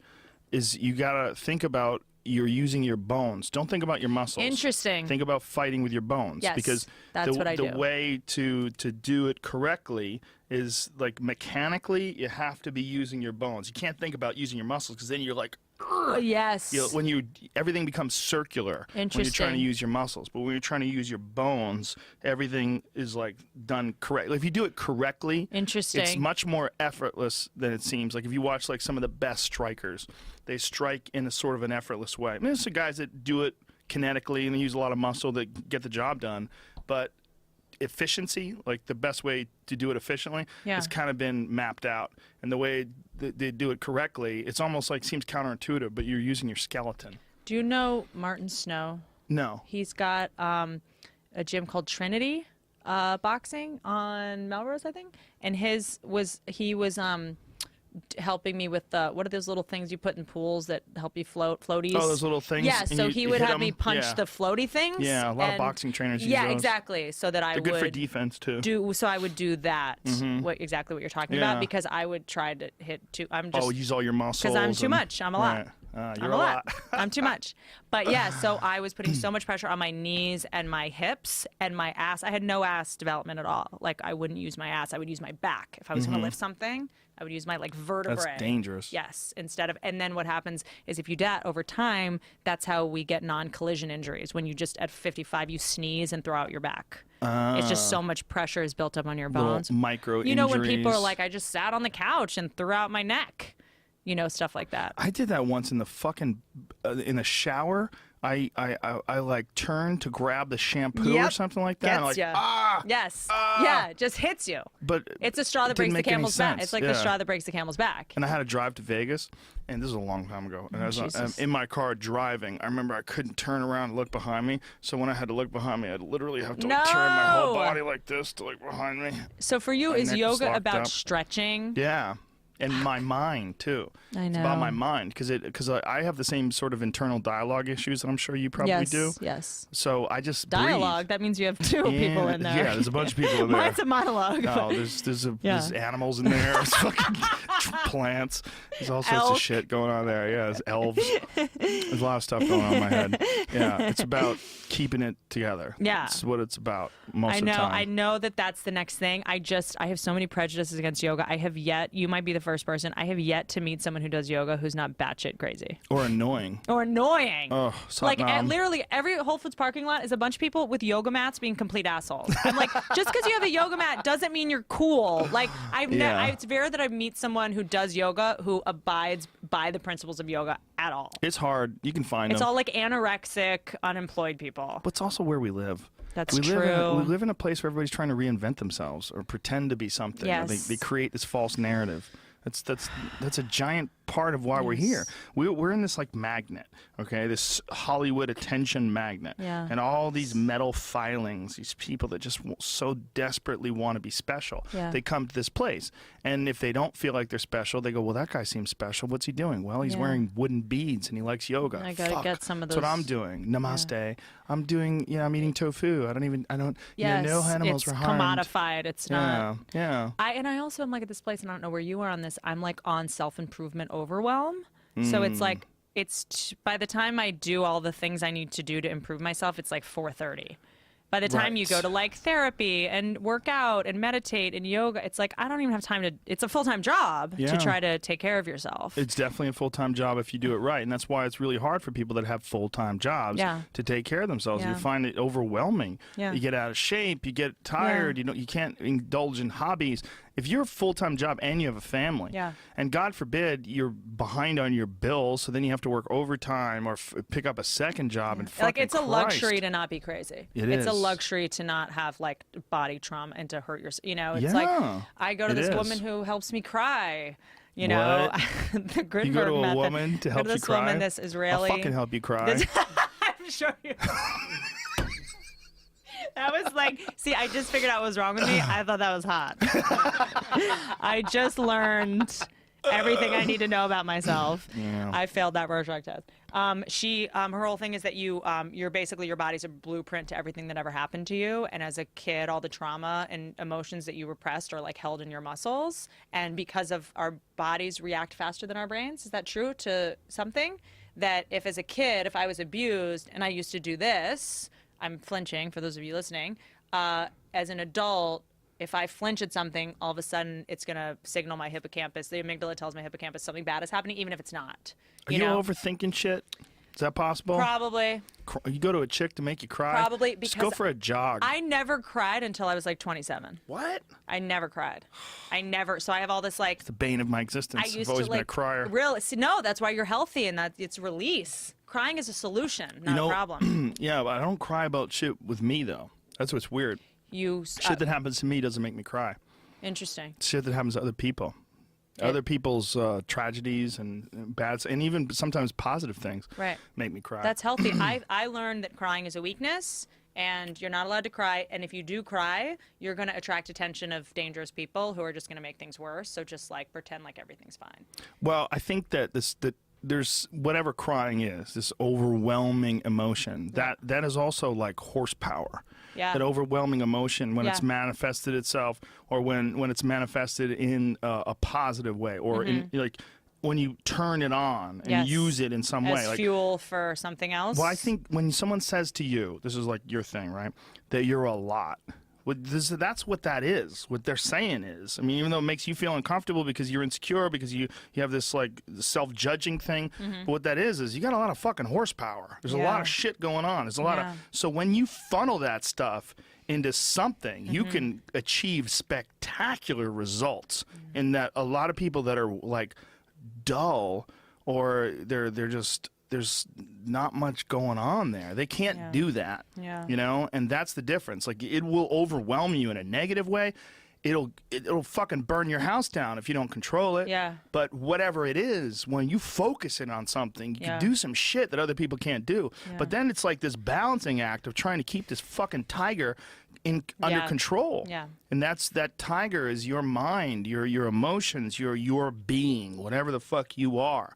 You know, and some people just have more of it. There's some people that are just more.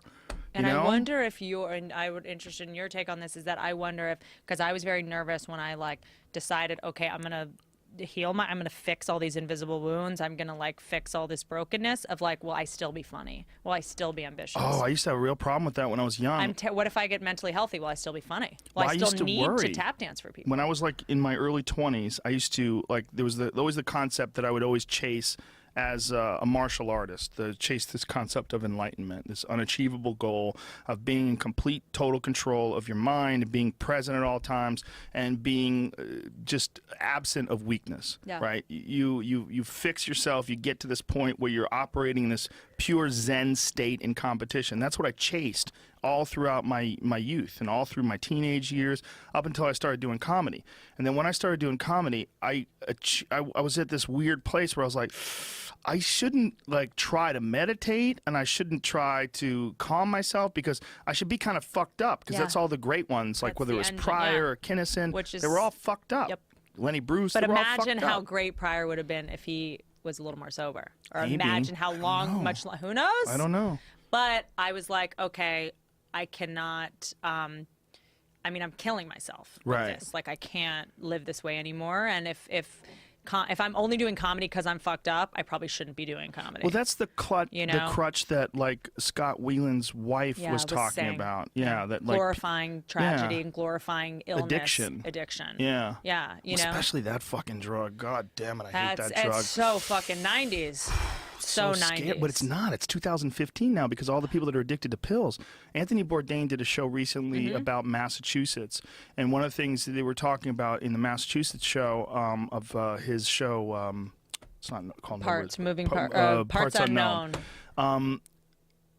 He was talking about these people. They were interviewing, because Anthony had a serious heroin problem when he was younger, Oh, I don't know. and he was talking about all these people that became addicted to heroin because they got on pills and it was so easy to get, and then they were prescribing them like fucking crazy. Yeah. When I got my nose fixed, my doctor prescribed me 2 different opioids.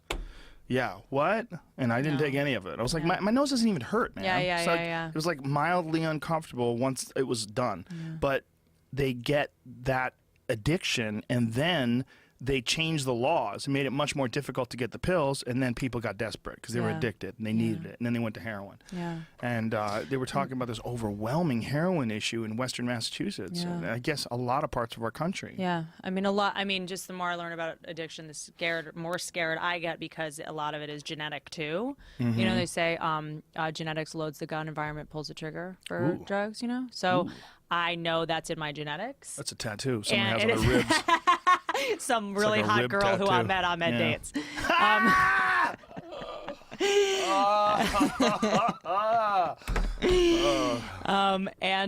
How dare you? I know that because I am an addict. My drug is not substances. My drug is control and work and people who are, and adrenaline, because adrenaline is an addictive substance, and you can get addicted to adrenaline in utero if your mother is under stress. It's called epigenetic imprinting. Whatever chemicals that your mother is producing in utero. So if your mother in utero is producing adrenaline and cortisol, you're going to get addicted to that very young. So I was an adrenaline addict when I was out of the gate. And so Michael Irvin was telling me that. Michael Irvin was telling me about the problem with young kids that were raised in really horrible environments, violence and crime, and constantly in fight mode and flight mode. When you're around violence all the time, your body just becomes engineered to handle that from the womb. Yes, and I found that and this is sort of half of what I'm in recovery for, is that I found that I felt very comfortable in dangerous situations, and in completely benign situations felt fear.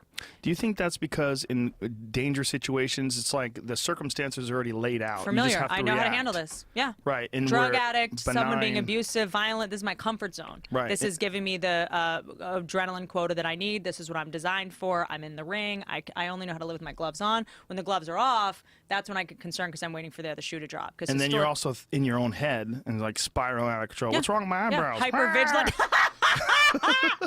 Hypervigilant, Yeah. you know, and because in my Too home growing up, self-aware, too much silence thinking. meant it's the calm before the storm. Oh, I mean, If someone's things were going to throw a calm, mug. it meant someone's about to come home drunk, shit's about to hit the fan. Wow. So it's very hard for me to relax, which is probably why yoga is hard for me, because it's like, when's the other shoe going to drop? You know what's interesting? PTSD is a huge problem with soldiers, but Yeah. I talked to a lot of guys that were special forces guys, like special ops, whether Rangers or Green Berets Yeah. or Navy SEALs. They don't have nearly as much of a problem Interesting. because they're the antagonists. Yes, They're they create the drama. They're They the don't. active guys. They're Yeah. going out. They're in control. They're Yeah. going out and they're hunting Yes. down people. Whereas the guys who are sitting around waiting to be attacked, Yes, those they're are the ones that prey. are freaking out. Predators versus Yeah, prey. Kind the of. ones who Well, are stationed in a place and they're being attacked all the time. Those guys get rattled and they're. I would also be fascinated in the special forces. A couple things that interest me about them is that, number one, the ones that have the most PTSD and depression when they come home are the ones that didn't kill anyone because they feel guilt and shame. Really? Yep, that they didn't kill anyone.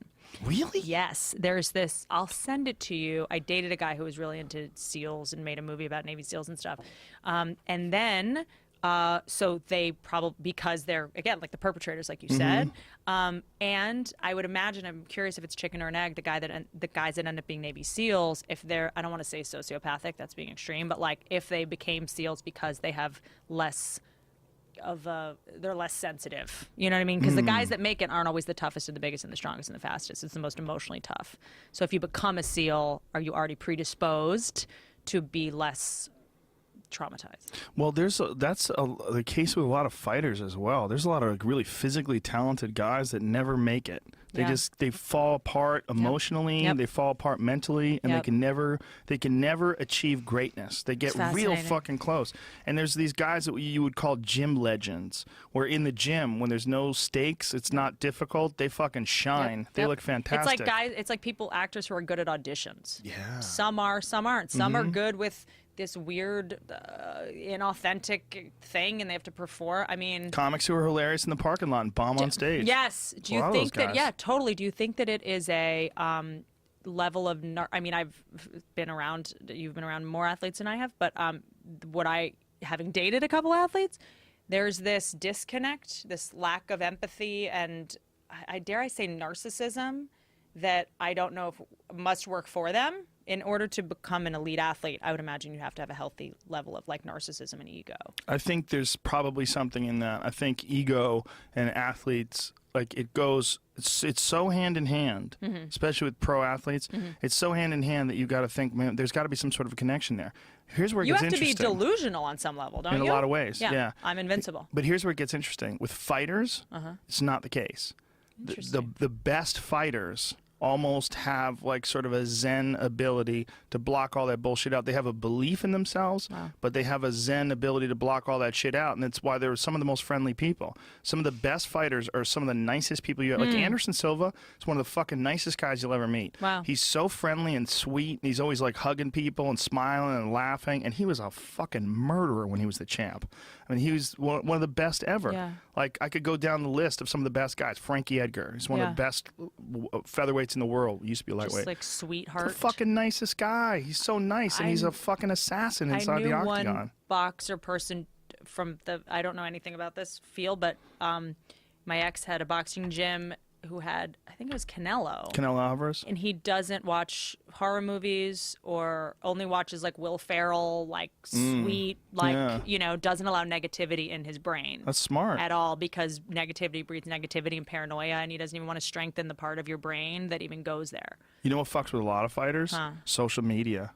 I can't even They won't- imagine. I can't even imagine. They go on these message boards, and these people calling them pussies and faggots. But does and that like, work for or against you? Could you use Against that them. as fuel, or do you? Most of them against them. Yeah. Most of them against them because they're dealing with their own fears constantly, so Yeah. they don't want more like what you are and who you are is in some ways defined by what you believe. And if you are insecure and then that insecurity gets reinforced by other people calling you a loser, you know, that guy fucking chokes. I'm a choker, shit. You know, and then you get in there and you're like, fuck am I a choker? And that's in your head. Yeah, and it's strengthened a neural pathway. Like I work with this therapist. She's like a trauma therapist. And when I was going through a really bad breakup, I was not allowed to talk. What?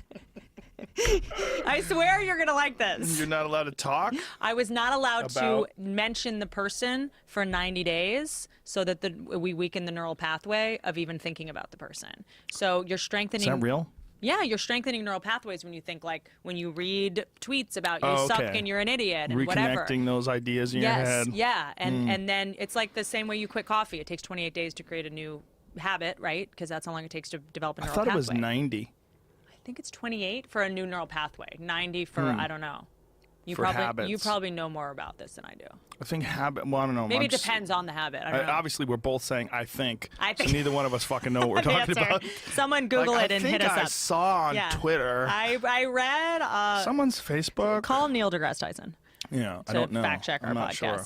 But I know that 28 days is the minimum for rehab because of that. But 90 is really when it really matters. Well, it makes sense that there's pathways for sure, because it's one of the hardest things for people to break is habits. Yes. Like, and it's also like one of the best ways to develop new creative thoughts is to do new things. Yes. Like take yourself completely out of your habits, 100%. out of your environment, out of your comfort zone. This is when I'm trying to write something new, I'll rearrange the furniture in my house. Yeah. Because it just is That's a great move. It's a new, like the couch is in it, it just gets your brain thinking outside of I like to go places. Oh, that's smart. I go places, and sometimes I'll go places like I'll be in my car. I'm like, you know, I'm gonna fucking drive somewhere I've never been before, and just get out of my car. I love that. Just go somewhere. I think it's good to just be in a place that you're not used to. To just like mix up your brain. You get new perfume. This sounds dorky, but like I know that sounds crazy, but new smells, new colors, new everything. So I won't wear black when I write. I know that's so stupid. What? It might just be superstition because you don't wear it's black just when you write? I try to wear colors because it stimulates different parts of your brain. Different colors, music, smells, candles. If I'm starting a new script, I'll have new candles, sage, like stuff that just like stimulates your brain. You know Benicio del Toro? I'm interested. I'm listening. Oh no, not Call Benicio. me. He's the actor. Sorry. Yeah. I was like. I know that did seem very random. Guillermo del Toro. Okay, yeah. So it's a fat, ugly guy. So don't have the same thoughts. But he's very creative, and he was doing this thing where he took this camera crew on a tour of where he writes, and he's a horror writer. Yeah. So his office is filled with like all these weird trinkets and objects and statues and books and all this cool shit. And the reason being is that like he has designed this area, this creative space, to sort of stimulate his imagination. Awesome. Yeah. Awesome. What do you do when you sit down and write? What's your process? Smoking the weed. I get so high, I'm scared I'm gonna die. That's what I do. I get but I write sober too. Yeah. But I like to write so high that I feel like I have to get the words out before they slip away. Oh, that's smart. Well, it's like what you do on stage when you dig a hole for yourself. It's almost like sort of, but it's obviously there's not as much pressure when you're writing. But I feel like when I'm writing, I like to get outside of my own, comfort, my own control. Like that's the thing that freaks people out most about pot is the paranoia. What do you do, sativa or indica? I do both. But I like sativa. But do you pick one for like hanging versus working? You just I just like pot. Yeah, okay. We noticed. There's definitely Are you investing in a weed thing? There's something going on right now. I'll talk to you about it off stage. Okay. Off stage. Pyramid scheme? No, how dare you? I'm joking. I think it's probably there's probably benefits to both, to sativa and indica. Yeah. Like indica's better for sex. It's better for food. It's better for relaxing. Sativa is, I think, probably a little bit better for creativity, but sometimes it's not. Sometimes indica is great for. They're both good. Yeah. There's not that much of a difference in the effect. There's differences, but both of them have very similar creative enhancing effects, at least to me. Right. I think I'm convinced that everybody has a different reaction to it because I've explained my reaction to marijuana to other people, and they're like, "What?" Yeah. Yeah. And then but you also have to be as smart as you. You know what I mean? And creative and driven and et cetera, et cetera. Well, I think alcohol too. Like I've talked to people that get like I know people that get angry and mean on alcohol. Like they want to go out and get in Do fights. you think that that's who they really are? Maybe. Do you think that like the truth comes out when you drink? Maybe, because, but I know people that drink and their fucking eyes turn like hamster eyes. They like gloss over. They're like they're not even there anymore. Something happened to me the day I turned 30 where I could not drink tequila anymore. I was like the day I turned 30, it was like I was having like a dinner, it was like a birthday or something. I was at Chateau Marmont. Someone sent over someone I kind of knew sent over tequila, and he was like, I bet you can't do more shots of tequila than I can. Was it Bill Cosby? It was Bill Cosby. That's the day. No, the day I woke up with my underwear around my neck. So insulted that he didn't try to rape me, but that's another story. That same thing with Craig Shoemaker. Everyone's like, "Oh, did I just hit on you?" I'm like, "No," and now I feel bad. Yeah. And so sent over shots, and I'm competitive, so I was like, "I will crush you." Wow. I woke up in my bed, fully clothed, looked at my phone, 80 missed text messages. Did you go home with John Mayer? And I was like, I'm never drinking tequila again. Wow. Yeah. When you get a did you go home with John Mayer? Was it from a guy or a girl? It was from tons of guys. It was like it was a whole staff I was working with, so it was like 30 people texting me. You're not going home with John Mayer. We're not going to let you go home. What are you doing? What? How dare the bunch of cock blockers? I know. You're hanging out with a bunch That's of cock your takeaway. blockers. That's a good point. That's what I would say. I know. It's not like you're going home. I would with do anything for fucking John Mayer Ted to want to Bundy. date me for 2 months. 2 months. And spit That's me what you look out. for. Spit you out, but don't spit on it's you. a pretty good. Don't spit on me. Spit you out. Spit my whole entity out. The entity. Jesus. And You're putting a lot of it out there. You're looking for Seth MacFarlane. Seth MacFarlane. John Mayer. Guillermo del Toro. No, the other one. Benicio. Benicio. Who else? The guy with the ponytail You don't who want to dates get rich the girls. fat Benicio del Toro from Fear and Loathing in Las Vegas. No, though. You I want to him get the tighten Wolf up. Man. Yeah, yes, I want the recent Wolf one. Man. The one. Did you watch that movie? No, was it good? Watched it a bunch of times. I'm a fan of liked it? werewolves. It's a Really? terrible movie. Shitty movie. But I watch in the background sometimes when I write. So you have movies that you have on the background when you write. Sometimes. You have like specific go-to movies. Sometimes I like putting images playing in the background, and then I don't have the sound on. What about Sometimes music? I have music. Sometimes no music. And then do you Yeah. meditate before or after you write or during? No. Sometimes I'm about to go in the tank. Like sometimes I'll get high and I'm thinking I'm going to go in the isolation tank, and then I decide to just start writing, and I can't stop. That's I just great. I sit down and the writing just says, it just comes out of you. That's fantastic. I Yeah. remember Sometimes it's a bunch of bullshit. I go back and read garbage. it. You're I'm like, fuck fucking hell. nonsense is Yeah, like- this? I can't do anything with this. Send this to fucking Carrot Top. I mean, there are sometimes I'm just like, I'm the worst person. But that's how it is. You're mining. Yeah, you know, you're mining. That's you're such a chipping great- away at the rock, and occasionally you find gold in there. And then something I think Johnny Carson said is that B jokes that we would never do on stage that we write that are like B jokes that don't deserve to be on stage said extemporaneously are A jokes. So you just have this arsenal now of if there's a heckler, like some joke that I wrote that never would make it to stage, if I just do it, quote, seemingly off the cuff, it's all of a sudden an A joke. There's definitely some of Or that. on a podcast, or you're always gonna you're gonna use everything you write. Sometimes, yeah. And then sometimes jokes are like seeds, and they give birth to a new idea. Like maybe it'll be just a tagline or a new branch that you follow, and that new branch will be better than the original premise in the first place. Totally right. I have since my first special. I just did my third, and I was trying to write about squirting in the first one.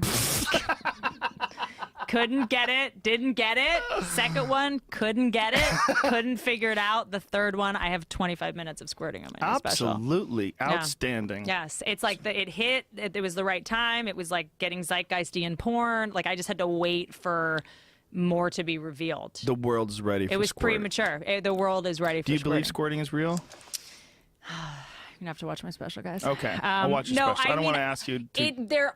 As my gynecologist says, I'm not just being defensive because I can't do it. I mean, I tried to do it myself, and I peed all over myself. But I did. I did it in my bathtub, and I peed all over myself. Well, someone had a good point. I forget who it was, but like, how is it possible that didn't exist until like a few years ago in porn? It's always exactly. Not Well, you know, the possible. women in porn use water balloons and stuff. The ones that are like the and they pee. the Bellagio fountain, that is not real. No, none of it's real. But you can, at least 10% of it is always urine. You're getting peed on. At least. At least 10% is always urine. you're getting peed on. If you're into that, cool. But yeah, I don't like that there's a lot of these new sexual things that make me feel bad. Like and guys watch so much porn and become so desensitized that all of a sudden if I can't like squirt water across the room, I'm like not good at fucking. Like, why do I feel bad? Like, I'm awesome at this, god damn it. Why have you made me? These Asian women are fucking killing me. Is it Asian? Asian women are squirting? I feel like that's sort of where it started, and that sort of.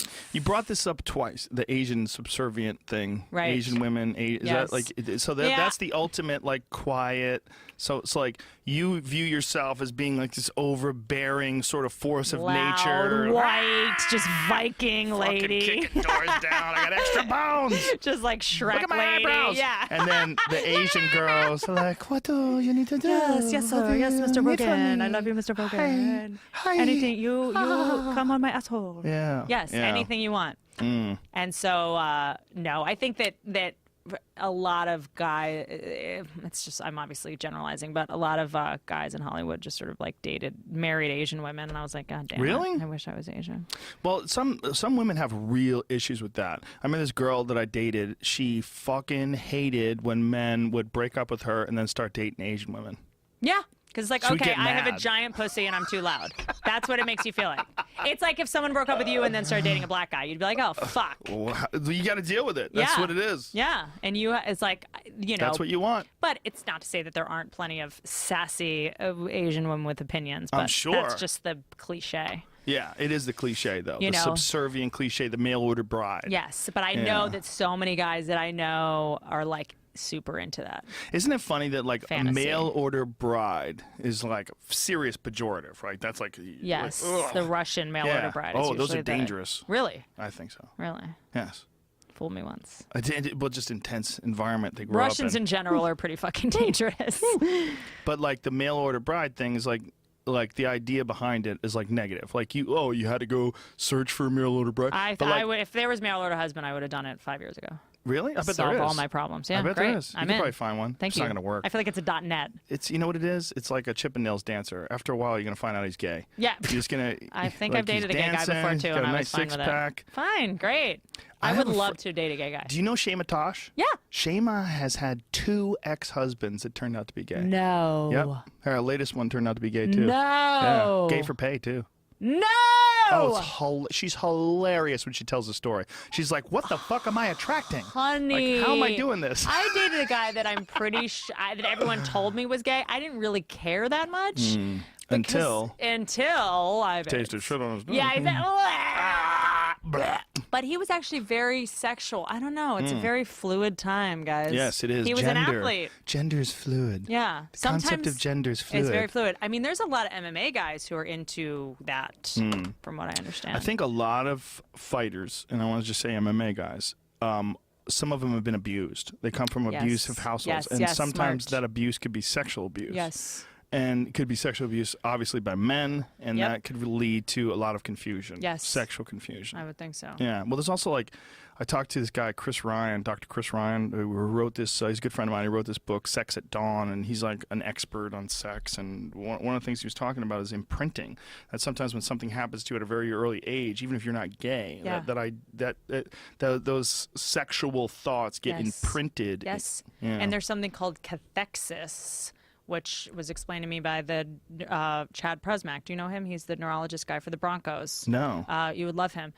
He was explaining this thing called cathexis, which is when something traumatic happens, but if you're being jerking off, let's say, and something horrible happens, you have a positive association with Whoa. it. Plane crashes. Yes. Someone was jerking Yes, off when 9/11 happened. Literally, you're fucked. You just have to watch the if Twin you were Towers. watching- What are you doing in there, Mike? Nothing. I have to finish. we're I gonna can't come. stop now. It's rebuffering stream. So You if got to you go back to like old black and white footage just to feel like you're. Totally. So if you have some sort of thing and you're using or eating as a child to deal with trauma and something Oh, bad's yeah, happening, and then right. you're releasing dopamine in your brain and it's associating with something negative. So That's a big one. The eating one is a big one with Cathexis. people that have like trauma and Yes, they major. soothe themselves with the major. food. It's instant dopamine. It's the fastest kind. You don't have to go get to a drug dealer. You don't have to fuck someone. You don't have to get a hooker. It's the most Yeah. socially acceptable form of dopamine. And you out don't there. have to deal with people while you're doing it. You can shut the In door the and you can car. be. Yeah. Jack in the Box. I go into grocery stores like I hadn't in a while, just because I was working and someone was going to the grocery store for me. And recently, I'm like, I'm going to go to the grocery store myself. I'm going to be a human being, and I'm a comedian. And You don't go to the grocery store for I yourself? do. But I you didn't do. used I to? do. Not like when I was doing a couple things working at a time. No. Really? Just in the last year, I started going again. That's hilarious. Why? Do you go to the grocery store? I never have not. Really? Yeah, my whole life. You've Yeah. never had like you don't? Do you have like someone that No. manages your house? No. Or like you're No. such a badass. I remember when I was like wanted to do this documentary. I was doing it with my ex-boyfriend, and then I was like, why am I working with my ex? The State of Play documentary, which they're still doing on Calcio Storco and Fear and all that. But I'm just not like running point on it. Why do I bring that up? Oh, and I said to you, I was like, hey, so can I have like HBO like call like your assistant? And you're like, I don't have an assistant. I do everything myself. And I was just like, that's so fucking badass. But it's normal. That's like a person. Yeah. It's not badass. Yeah. It's just normal. Yeah. I don't. guess- I think when I get to a point where I need an assistant, I should back off. Interesting. I Doing guess too for much me, shit. I overextend myself too much, and my luxury is help. I don't buy expensive shoes. I don't, have a super nice. I just help is what and I don't mean that. That sounds so like Oh, I know what you're slave saying. ownery. No, but no. like Employees, yeah. yeah, or just like an Right. assistant who like helps me makes my doctor's appointments and just does my schedule. Well, I see people that have like just like a whole industry behind them, like all these people and handlers. And Too much, They too have much. bodyguards they take with them on the road, and they Stupid. bring a personal trainer everywhere. And No. like, there's too much input. There's too much data And coming you're being at you. infantilized. Yes. like- Well, in a way, but you're sort of you're enabling more productivity Yeah. because you're sort of you're sort of farming out all these tasks. But I feel like for me personally, like I value alone time and I Yeah. value thinking. Yeah. And the only way to do that is to not have obligations. Smart. Like you have to have less people that you have to communicate with. It's just more people you have to call back. Yeah. But I think for me, like I'm so easily distracted and so my perfectionism begets procrastination, which begets paralysis. So if I'm going to go to the grocery store, it's going to take me 3 hours.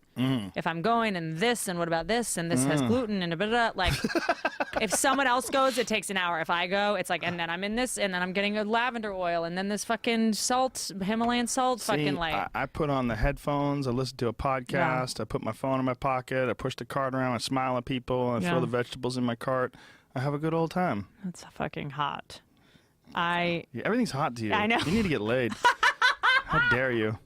I gotta me get the up, fuck out of here. Benicio. I gotta go take my kids somewhere. Yeah, this is So ridiculous. we're at 4:45 now. We're gonna wrap this up. We gotta do this more often. Can we do this more often? I would like to. Let's do it. And I love when is your you. I love you too. Such a When's, fan. when's your HBO special coming out? January 23rd. January 23rd. And what's it Yes. called? I'm Your Girlfriend. Oh. All right. Powerful Whitney Cummings. Yeah, I'm Thank not you very much. powerful. I'm You a are. mess. Shut I'm a up. mess. Everybody's powerful. Do I look Powerful. shiny? Am I Powerful shiny? audience. Thank you, everybody. Love you guys. Take care. Bye-bye. Big kiss.